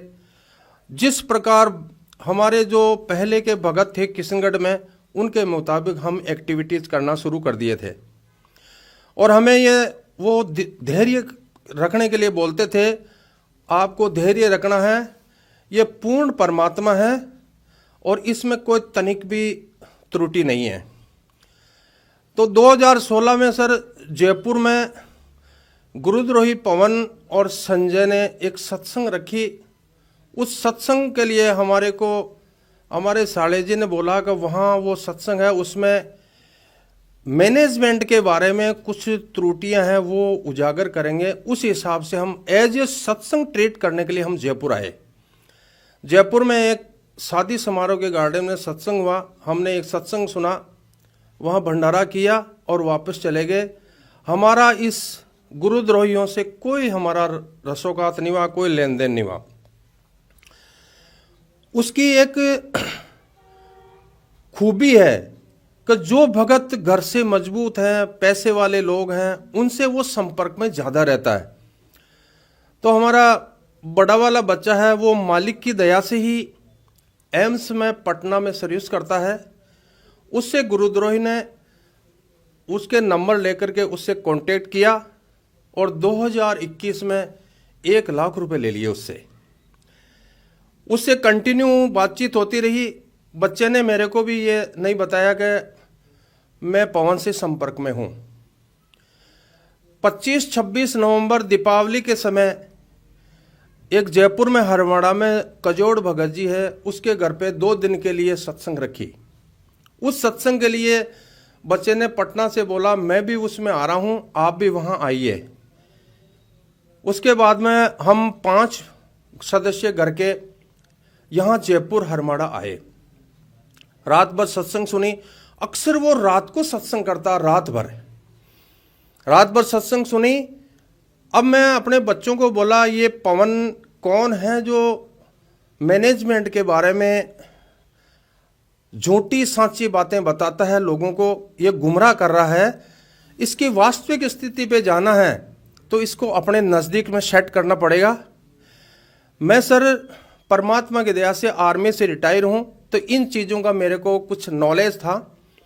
इसको नज़दीक में सेट करना पड़ेगा। तो मैंने उस पवन को अपने नज़दीक बुलाया और हम 6 भगत बैठ करके उससे मैं चर्चा किया। मैं बोला, पवन भगत जी, आप एक जगह क्यों नहीं रहते हो? आप हर 15 दिन 20 दिन महीने में आप जगह बदली कर देते हो। आपको मारने पीटने के लिए लोग भाग आते हैं, इसका कारण बताइए आप। उसने मेरे टालम टोल करके बोला, मैनेजमेंट की वास्तविक स्थिति बताता हूं, इसलिए वो मेरे पीछे पड़े हुए हैं। मैं बोला, आपको एक ऐसी जगह शिफ्ट कर देता हूं जहां आपको कोई भी किसी भी प्रकार की हानि नहीं पहुंचाएगा। मेरे दिल में यह था कि वास्तविक स्थिति तक जाया जाए। ये परमात्मा के विषय में एक कीड़ा पैदा हो रहा है, इसकी पहचान की जाए, ये कौन है, क्यों करता है ऐसा। सर जी, 10 दिसंबर को वो किशनगढ़ में 5 किलोमीटर दूर मेरा पुश्तैनी मकान है, 2 मंजिल का, उसमें उसको शिफ्ट कर दिया। और मैं 2 महीने तक एक वहाँ लेट बात बनाना था, उसमें बिजी रहा। फिर उसकी इंक्वायरियाँ शुरू किया तो उसको 2 महीने बाद में आभास हुआ कि रामदेव भगत जी मेरे पीछे लगे हुए हैं और मेरी इंक्वायरियाँ कर रहे हैं। मैं लोगों से संपर्क करता रहा, इसकी बारीकियों से जानता रहा, और मेरे नॉलेज में जो आया, सर ये 1% भी भगत नहीं है, भगत के कोई लक्षण नहीं है। जो गुरुजी ज्ञान देते हैं उस ज्ञान को वो भोले भाले भक्तों को बहला फुसला करके एक ब्लैकमेल करने का काम करता है, और अय्यास नंबर का आदमी है ये। अपने बैग में परफ्यूम रखना, हमेशा टिप टॉप रहना, इसकी एक खूबी है। ये पहले भी इस प्रकार से रहा करता था। तो ये बातें मेरे जहन में धीरे धीरे समाने लगीगा। हम गलत रास्ते पे हैं, लेकिन हमारा पूरा परिवार परमात्मा की दया से हम सत भक्ति में चलते रहे। लेकिन हमें पता था कि हमारा इसके साथ में रहना अच्छा नहीं है। इंक्वायरी चलती रही और ये 6 जुलाई 2022 को रात को 11 बजे पिकअप गाड़ी में अपना सामान भर के वहाँ से भाग गया। जब इसको पता लगा कि रामदेव जी मेरे पीछे लगे हुए हैं और ये मेरे को पुलिस कस्टडी में ले लेंगे, उसका एक जीता जागता उदाहरण है सर। 10 जून 2022 को 5 दिन के लिए सत्संग हमारे किशनगढ़ में रखी थी, जिसमें हमारे नज़दीकी थानेदार, गांधीनगर थानेदार शंभू सिंह शेखावत सीआई उस सत्संग को रोकने के लिए वहां आए थे। मैं उनसे चर्चा किया और ये पीछे वाले गेट से कुछ भक्तों को लेकर के जयपुर के लिए भाग गया वो। तभी मेरे को ये पूरा शंका हो गया, ये पुलिस से बहुत ज़्यादा डरता है। एक बार मार्च 2022 में भी किशनगढ़ में ही सत्संग रखी थी। उस इंक्वायरी के लिए डिप्टी साहब ने हमारे को बुलाया था। डिप्टी साहब के सामने मैं और ये गुरुद्रोही दोनों वहाँ पेश हुए। प्रकाश भगत जी, लक्ष्मण दास जी, बजरंग भगत जी, हमारे अजमेर के नामदान संचालक शंकर दास जी वहाँ सभी मौजूद थे। सबके सामने हम उसको बिल्कुल बेदखल कर देते, लेकिन मेरी एक इच्छा थी कि मैं इसकी पूरी तह तक पहुँचूँ। तो हमने वहाँ उसका बीच बचाव करके और उसको वापस घर ले आए। तो ये सर सारे रास्ते मेरे सामने ऐसे थे, बड़ी कठिन डगर थी। मेरे को मारने पीटने की ऐसी भी धमकियां मिलती थी, लेकिन मैं उस रास्ते से भी अडिग होकर के चलता रहा इसकी इंक्वायरी में। फिर ये जुलाई में भाग गया सर। भगने के बाद में मेरे विचार आया परमात्मा की दया से कि इसके घर जाकर के इसकी बचपन की कहानियां को पकड़ा जाए, ये वास्तव में किस आदत का बंदा है। सर एक बार रोकूंगा मैं आपको कहाँ पे इस पे डाउट हुआ, या आपको कब लगा कि मैं इसके चंगुल में फंस गया हूँ? मेरे को सर 2 महीने बाद में ही पता लग गया था कि मैं गलत रास्ते पे आ गया हूँ, और ये 1% भी भगत नहीं है, क्योंकि उसकी भगत की कोई एक्टिविटीज़ नहीं थी। ना तो वो 3 टाइम की आरती करता था, ना कोई कभी सिमरन करता था। उसके परिवार में छोटे भाई का एक लड़का लड़की, 2 उसके लड़के, एक उसकी भक्तमती थी। उसमें से उसकी भक्तमती जरूर सिमरन करती थी, बाकी कोई भी भगत नहीं थे। इसलिए उसी समय मेरे को पता लग गया था कि मेरा रास्ता ठीक नहीं है। फिर मैं सर उसके गांव पहुंचा। गांव जाकर के उसके पूरे घर का वहां वीडियो बनाया, क्योंकि गांव इसलिए गया था, वो जब यहाँ से भगा उसके 5 दिन पहले हमें बताने लग गया था कि बच्चों को मैं गांव छोड़ूंगा, घर सूने पड़े हैं, खेतीबाड़ी करने वाला कोई नहीं है। तो वहाँ उसके बड़े पिताजी जो रोडवेज से रिटायर हैं, उनसे मेरी चर्चा हुई। उसके 1 दिन पहले रक्षाबंधन था। उस रक्षाबंधन पे अपनी बहनों से राखी बंधवाने के लिए वो भी वहीं टूर कर रहा था। तो उसके भाई ने बोला अगर रात को ही पवन यहाँ से अपनी बहन के राखी बांधने के लिए, रक्षाबंधन पे राखी बंधवाने के लिए आया था, वो रात को 11 बजे यहाँ से गया।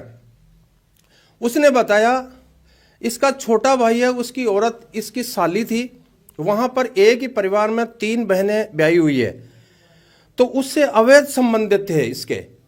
तो उस अवैध संबंध होने की वजह से उसके छोटे भाई ने देख लिया और उस औरत को केरोसिन डाल करके, एक उनका रसोई घर था उसमें आग लगा दी और जिंदी जला दी।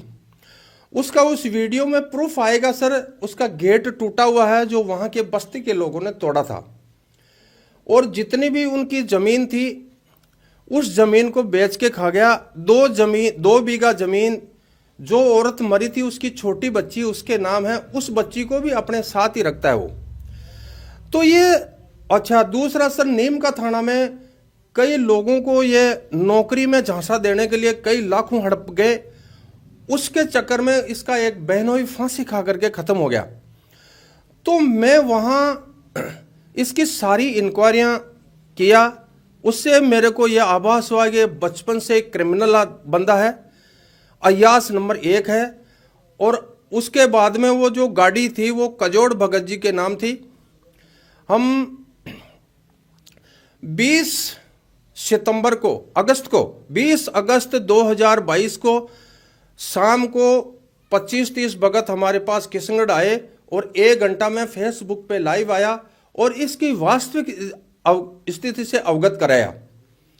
21 अगस्त को मालिक का ऑडियो आया, बच्चों उस गिरोहद्रोही से दूर हो जाओ आप। 25 अगस्त को मालिक का वीडियो आया और मालिक ने आदेश दिया बच्चों आप आज ही जाकर के और शुद्धिकरण करा लो। भगत जी उसके उसी दिन पूरा परिवार जाकर के हमने शुद्धिकरण करा के मुख्य धारा में आ गए। हम मालिक के 100 बार शुक्रगुजार हैं। उस मालिक ने हमारे को वापस शरण में लिया। हम मालिक के शरण में आके भी दलदल में चले गए थे, लेकिन इतना सा अच्छा हुआ कि उसकी वास्तविक कारगुजारी से हमें अवगत हुआ और भक्तों को मैं अवगत कराया। उसके बाद में प्रकाश भगत जी बोले मालिक का आदेश है आप जितने भी उसके पास में जो जाने अनजाने में जुड़े हुए हैं उनका शुद्धिकरण करवाओ। भगत जी मालिक की दया से लगभग 1000 से 1200 भक्तों का शुद्धिकरण करवाया और मुख्य धारा में आए। उन भक्तों को जिनका शुद्धिकरण करवाया था वो भगत आज भी मालिक का लाख लाख शुक्रिया गुजार करते हैं, हे मालिक हम उस दलदल से बाहर आ गए। और तो आप ये बताइए ये क्या कह के आप लोगों को बरगलाता था मैनेजमेंट के बारे में या गुरुजी के जो परिवार के सदस्य हैं उनके बारे में, क्या आपको बोलता था? वो अपने गुरुजी को भगवान साबित करता है। कबीर साहब कोई भगवान नहीं है। कबीर साहब की जो फोटो आपको दिखाई जाती है दाढ़ी मूंछ वाली, ये नकली है। असली कबीर साहब हरियाणा में आए हुए हैं रामपाल जी के रूप में। ये कर करके उनको इमोशन करता था और ज्यादा से ज्यादा दान करने के लिए प्रेरित करता था। और उस दान के पैसों से होटलों में खाना खाना, 1 नंबर का अयास। उस अपने में जितने भी कपड़े पहनना है वो सारे आले दर्जे के पहनना, इसका एक शौक है। वो शौक तो दान ये कहाँ करवाता था सर? संत रामपाल जी के नामदान केंद्र पे या खुद लेता था? सर जी ये दान मोबाइल के द्वारा नोट करवा लेता था और उसके घर जाकर के खुद कैश लेता था। और अगर अकाउंट में मंगाता था तो किसी दूसरे भगत के अकाउंट में मंगाता। ये बहुत शातिर आदमी है, अपने ना तो अकाउंट में मंगाता है और किसी भी जगह ये माइनस पॉइंट नहीं छोड़ता है कि मैं यहाँ फंस सकता हूँ। इसलिए सोची समझी चाल से ये चलता रहता है। फिर सर वहाँ उस गांव से इंक्वायरी करने के बाद में मैंने वीडियो जारी करके लोगों से शुद्धिकरण करवाए, मालिक की राय से सब कुछ खेल हुआ। और आज भी वो कई भक्तों को अपने लपेटे में लेता रहता है। मैं उन भक्तों से एक प्रार्थना करता हूँ कि आप उस चंगुल से निकलिए। ये मानव शरीर बड़ी मुश्किल से मिला है और इस काल के जाल में आप फंस जाओगे। वो जब परमात्मा ने अपने मुखारबिंद से बोल दिया वो गुरुद्रोही है, उसके बहुत बुरे हाल होने, तो फिर आपका क्या हाल होगा। ममता बहन जी जो दिल्ली से हैं, दूसरी गाड़ी के लिए उन्होंने अपना पैसा दिया है। ममता बहन जी आपका पैसा 1 रुपया भी दान में नहीं गया है। आप मालिक के विरोध में चल रहे हो। मालिक के वचनों को सुनिए। आप मालिक के वचनों के मुताबिक अगर चलोगे तब जाकर के आपका कल्याण होगा। और भगत जी वो जो पहले गाड़ी ली थी वो कजोड़ भगत जी के नाम से थी। मैंने कजोड़ भगत जी को रोहतक सिंहपुरा में ले जा करके मालिक से डायरेक्ट बात करवाई। मालिक ने आदेश दिया बेटा उस गाड़ी को सोजत आश्रम में जमा करा दो। फिर वो येन केन कई लंबा प्रकरण चला सर, और 26 जुलाई को वो गाड़ी 2023 में वो वहाँ सोजत आश्रम में गाड़ी जमा हुई है सर। ऐसे करके अभी भी उसके पास में टाटा सफारी गाड़ी है और उसी प्रकार से वो चलता रहता है। मुंबई में जो ज़्यादा से ज़्यादा पैसा देते थे रामदास जी वगैरह, करुणा दासी है, ममता दासी है, नागपुर से एक बहन थी उसने भी उसको काफ़ी पैसा दिया। तो ये सब लोग शुद्धिकरण करवा चुके हैं और अपने मुख्य धारा में आ चुके हैं सर। क्या कहना चाहेंगे उन लोगों को जो आज भी उसके चंगुल में फंसे हुए हैं? मैं उन भक्तों से निवेदन करता हूं कि आप उस चंगुल से बाहर आइए। अभी भी वक्त है, मालिक आपको अभी भी माफ कर देंगे। अभी भी वक्त है, वक्त रहते आप शुद्धिकरण करा लीजिए। नहीं तो मैं आपको बता रहा हूं सर, मालिक बता रहे हैं, मेरी क्या औकात है। मालिक आदेश दे रहे हैं बच्चों आप मुख्य धारा में आ जाइए, उसके चंगुल से हट जाइए। मालिक बता रहे हैं उनका तो असंख्य युगों तक मनुष्य जन्म नहीं होगा, लंबे लंबे कीड़े पड़ेंगे। मालिक का विधान कहता है ये। तो आप उसके साथ में चिपके ना रहें और मुख्य धारा में आ जाकर आप अपना शुद्धिकरण करा लीजिए। इसी में आपकी भलाई है। ऐसी कौन कौन सी मुख्य बातें हैं जिन पे गौर करके वो उसकी जालसाजी को, उसकी सातिरता को पहचान सके और उससे बच सके? आप उसके एक्टिविटीज में पता लगाइए, आप उसके नज़दीक रहिए, वो भगत है या नहीं, भगत के लक्षण है या नहीं। और जो मैंने बातें बोली है उसको आप ग्राउंडली आप चेक कर सकते हैं। जो मैंने उसके गांव जाकर के बातें की है या उसके नज़दीक में रह करके उसके बारे में जो आपको जानकारी दी है, आप सर व्यक्तिगत रूप से नज़दीक लग करके आप उससे सरोकार करिए। आप अपने दिल में ये सोचिए कि वास्तव में रामदेव भगत जी कह रहे हैं वो सही है या नहीं है। और अगर आप परमात्मा के बच्चे हो तो परमात्मा के वचनों पे चलिए। मालिक कहते हैं जो गुरु वचन पे डट गए कट गए फंद 84 के। इसलिए गुरु वचनों पे चलिए। गुरु जी ने बोल दिया कि आपको शुद्धिकरण करना है तो तनिक भी देर नहीं होनी चाहिए, आप शुद्धिकरण कराइए। ठीक है सर, धन्यवाद। सत साहेब जी। नमस्कार सर। सत साहेब जी। सर आप अपना परिचय दीजिए। मेरा नाम नाथू दास है और मैं तीतरिया का रहने वाला हूँ, चाकसू तहसील में।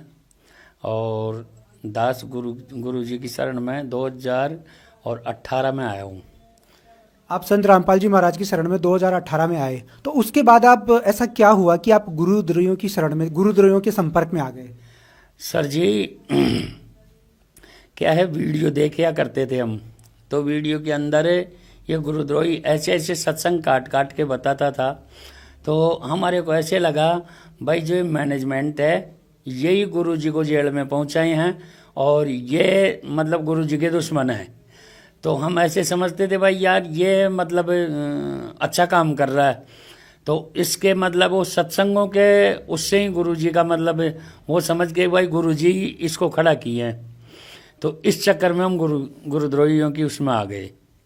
तो संत रामपाल जी तो घंटों घंटों के सत्संग करते हैं और इसके आप छोटे छोटे वीडियो देख के ही कैसे उसके चक्कर में आ गए? ये सर खाली 2-2, 3-3 मिनट का ही सत्संग काट के ऐसे बताता था, आगे का सत्संग नहीं बताता था ये। तो हमने ऐसे देखा भाई गुरुजी बोल रहे हैं, तो हमारे मतलब क्यों को तो काल बैठ गया हमारे सिर पे, तो गुरुजी का सत्संग को हम आगे का नहीं सुन सके। क्या फायदा मिला आपको इसके साथ जुड़ के, गुरुद्रोहियों के साथ जुड़ के आपको क्या लाभ मिला? फायदा तो सर जी कुछ नहीं मिला सिवाय नुकसान के।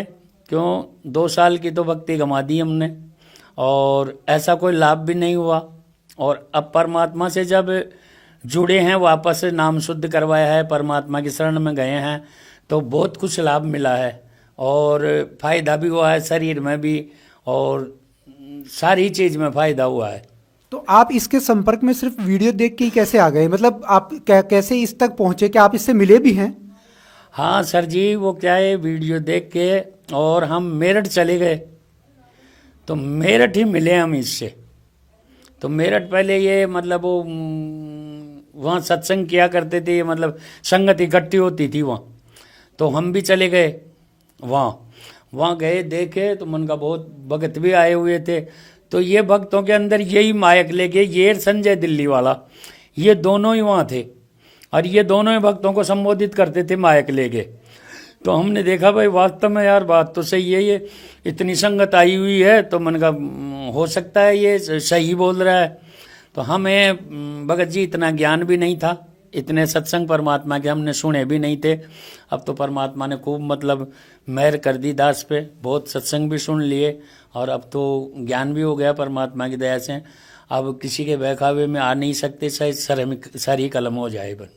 तो क्या ये संत रामपाल जी महाराज के परिवार वालों के बारे में भी कुछ उल्टा सीधा बोलता था? बहुत बोलता था ये, बहुत बोलता था। मतलब परमात्मा के बच्चों के लिए भी बहुत उल्टा सीधा बोलता था ये, और पत्नी के लिए भी बहुत उल्टा सीधा बोलता था ये, और उनकी बच्चियों के लिए भी बहुत उल्टा सीधा बोलता था ये। बोला ये सब है ना जो बोला पैसों के लिए वो कर रहे हैं, बोला पैसे के लिए ये सारा काम कर रहे हैं और बाप को जेल में बैठा के खुद आनंद ले रहे हैं बोला। और गद्दी पे बैठ के मायक पकड़ा करता था ये और सबको संबोधित करता था, और इसका कहना नहीं मानते थे ना उसको मतलब ये अलग कर देता था। आपको कब ये एहसास हुआ कि आप सही मार्ग से भटक के इस दुष्ट यानी गुरुद्रोही के चक्कर में आ गए हैं? वो धीरे धीरे ऐसे मालूम चला कि ये इसके कुछ आचरण ठीक नहीं लगे हमें भगत जी। तो हमें मालूम चलने लगा कि मन का परमात्मा तो परमात्मा ही है। जब परमात्मा ने इतना बड़ा मिशन चला रखा है तो क्या यही थोड़ी इतना मतलब ज्ञानी है जो इसी को मतलब खड़ा करते परमात्मा, और किसी को भी खड़ा कर सकते थे। फिर परमात्मा की वीडियो कॉल आई तो ये कहता है कि ऐसी वीडियो कॉल पे तो कुत्ते पेशाब करते हैं। तो जब दास को बहुत बड़ा मतलब दुख हुआ और उस टाइम पे हम मतलब वहाँ गए थे, मालाखेड़ा गए थे, तो वहाँ से है ना तो हम ट्रेन में आ रहे थे, तो ट्रेन में ही सुना हमने। तब इसका वीडियो देखा और इसके जो ये कुत्ते पेशाब के लिए बोला ना दास का जब ही मन हट गया। फिर उसके मतलब मैं नेवर बात तो हमने फिर इसको वो छोड़ ही दी, संगति छोड़ दी इसकी, और फिर परमात्मा से नाम शुद्ध करवा लिया इस। तो बाकी लोग जो आज इस दुष्ट के चक्कर में फंसे हुए हैं उनके लिए क्या आप मैसेज देंगे कि वो भी वहां से निकले, कैसे उसको पहचाने? वो मैं तो ऐसे ही कहता हूँ परमात्मा की दया से परमात्मा इन सब पे रजा करे, और सभी भाई बहनों से हाथ जोड़ के यही प्रार्थना है दास की तो कि इस गुरुद्रोही को छोड़ के परमात्मा को पिछाड़ो, क्योंकि परमात्मा अपने लिए ही ये सारा सब कुछ दुख उठा रहे हैं। परमात्मा मतलब जेल धाम के अंदर भी अपने लिए ही गए हैं और वहाँ से संदेश दे रहे हैं, तो ये भी परमात्मा अपने लिए ही कर रहे हैं, न कि कोई अपने खुद के लिए कर रहे हैं। क्योंकि परमात्मा अंतर्यामी है, वो सब जानते हैं और मैं तो हाथ जोड़ के और सभी भाई बहनों से यही निवेदन करता हूँ कि इस गुरुद्रोही को छोड़ के और परमात्मा की शरण में आओ और अपना नाम शुद्ध करवा के और अपना कल्याण करवाओ। एक चीज और बताइए, इस गुरुद्रोही का उद्देश्य क्या है? इस गुरुद्रोही का उद्देश्य खाली मनी मेक है और कुछ भी नहीं है। न इसमें आचरण है, न कोई इसमें भक्ति है, और न कोई मतलब इसमें कोई मतलब नहीं है। इसका सिर्फ पैसे से मतलब है और किसी से कोई मतलब नहीं है, और किसी को बोलने देता नहीं है। ये अपने से ऊपर किसी को मतलब वो करने नहीं देता है। जैसे कोई बात भी अगर कोई बोल देता है ना तो उसको जल्दी चुप करा देता है ये। बाकी यही ये सोचता है कि बस मैं ही रहूं, बाकी और कोई मतलब मेरे ऊपर नहीं। वो अब संजय दिल्ली वाले कह रही इसके इसी वजह से नहीं बनी। संजय दिल्ली वाला कहता था कि मेरे को परमात्मा ने निमित्त बनाया, और ये कहता था कि मेरे को परमात्मा ने निमित्त बनाया। तो दोनों का एक ही रोल है, उसका भी मनी में एक ही है और इसका भी मनी में एक ही है। ये करोड़ों रुपए इकट्ठे कर रखे हैं भगत जी इसने, और गाड़ी ली थी इसने तो परमात्मा की दया से दास भी दुष्टता कर बैठा था। 10,000 रुपये दास ने भी दिए थे उस गाड़ी के अंदर, भाई चलो अपना भी योगदान बन जाएगा, परमात्मा सेवा करवा रहे हैं। तो अब हमें मालूम नहीं था भाई, हम अपने ही कर्म फोड़ रहे हैं। पर परमात्मा ने फिर ऐसा आशीर्वाद भी दिया कि वो गाड़ी है जो आश्रम में चली गई। फिर मतलब कजोड़ भगत जी के नाम थी वो गाड़ी। तो कजोड़ भगत जी और कजोड़ भगत जी की मुलाकात मेरी मतलब मेरठ के अंदर हुई थी। तो कजोड़ भगत जी फिर भी बहुत बढ़िया भगत हैं, ऐसी बात नहीं है, और उनके बीवी बच्चे वगैरह सारे बहुत अच्छे मतलब परमात्मा के वो हैं, भगत हैं। तो उन्होंने क्या किया कि वो गाड़ी लेके आकर आश्रम में दे के आए। इससे मतलब जैसे ये पर मतलब झूठ बोला उनसे, बोला गाड़ी यहाँ है नहीं और मैं तो ऐसे ही आया हूँ। तो बोला आप ऐसे करो मेरे गाड़ी मेरे नाम करवा दो। तो इन्होंने कहा भाई ठीक है, गाड़ी के कागज़ ले आना और आप गाड़ी भी ले आना, गाड़ी को देख के ही ट्रांसफ़र करेंगे। बोला गाड़ी तो भगत जी कैसे ख़राब हो गए और पड़ी है, और वो तो वहाँ गुजरात में ही है, और मैं तो ये कौन बोला गाड़ी खराब होके पड़ी हुई है? ये पवन गुरुद्रोही बोला था। बोला गाड़ी तो खराब हो गए और गाड़ी वहीं पड़ी है। तब फिर कजोड़ भगत जी बोले, बोला आप तो झूठ बोल रहे हैं। तो कजोड़ भगत जी के पास वो मोबाइल में क्या आता है वो चिप इनके पास था, जो उन्होंने देख लिया उससे भाई गाड़ी तो वहीं खड़ी है। तो ये क्या नाम से सांगानेर का एक भगत है, उसका नाम मेरे को याद नहीं रहा, वो कोऑर्डिनेटर था पहले, तो उसके वहाँ खड़ी थी वो गाड़ी। तो कजोड़ भगत जी वहाँ से गाड़ी लेके खुद की और रूपदास भगत जी को लेके और वहाँ पहुँच गए, और मोटरसाइकिल तो कोई दुकान के बाहर खड़ी कर दी, और उस गाड़ी की चाबी एक कजोड़ भगत जी के पास थी, वो लेके और आ गए। फिर दास को फ़ोन किया, बोला भगत जी आप कहाँ हो? मन का मैं तो घर ही हूँ। तो बोला ऐसे ऐसे आप सांगानेर आ जाओ और आके बताओ कि देखें यहाँ पवन गुरुद्रोही है क्या। तब दास आया ने, उससे पहले तो कजोड़ भगत जी गाड़ी लेके और जा चुके थे। और फिर हम आश्रम में गाड़ी दे के आए थे, और गाड़ी मतलब रामदेव भगत जी भी गए थे हमारे साथ, हम रामदेव भगत जी के वहाँ गए थे, और प्रकाश भगत जी को गाड़ी संभला के आए थे वहाँ। परमात्मा के वहाँ भी गए थे हम, धनाना भी, वहाँ भी प्रार्थना लगाई थी परमात्मा से, बोले परमात्मा ऐसी बात है। तो परमात्मा बोले कोई बात नहीं है, आप गाड़ी आश्रम में दे आओ और ले सकते हो गाड़ी, तो बोले उस गुरुद्रोही से और लेके आ सकते हो, और नहीं देता है तो केस भी कर सकते हो उसके ऊपर। ये परमात्मा की दया रही, तो परमात्मा गाड़ी को तो दिलवा के और आश्रम में दिलवा दिए। तो कुल मिला के वो बाकी जो लोग फंसे हुए हैं उनको कैसे निकालें, कैसे उनको समझ में आएगी ये चीज़ कि ये इसका उद्देश्य मनी मैक है, पैसे के लिए सब कुछ कर रहा है और हमारा जो जीवन है उसको बर्बाद कर रहा है।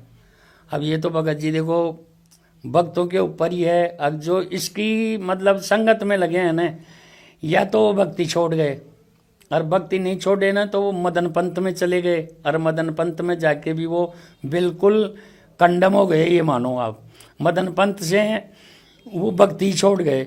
अभी 2-4 भगत ऐसे हैं जो मतलब इसकी उसमें जाने के बाद में मदन पंथ में चले गए, गुरु जी का वो छोड़ के, शरण छोड़ के, और आज उनके वो के वही लड़ाई झगड़े और वो के वही बातें हो रही है। तो मेरा तो सब भक्तजनों से यही है, हाथ जोड़ के निवेदन है कि इस गुरुद्रोही की संगत छोड़ के और परमात्मा के शरण में आओ और अपना कल्याण करवाओ। ठीक है सर, धन्यवाद। जय बंदी छोड़ सतगुरु रामपाल जी भगवान की।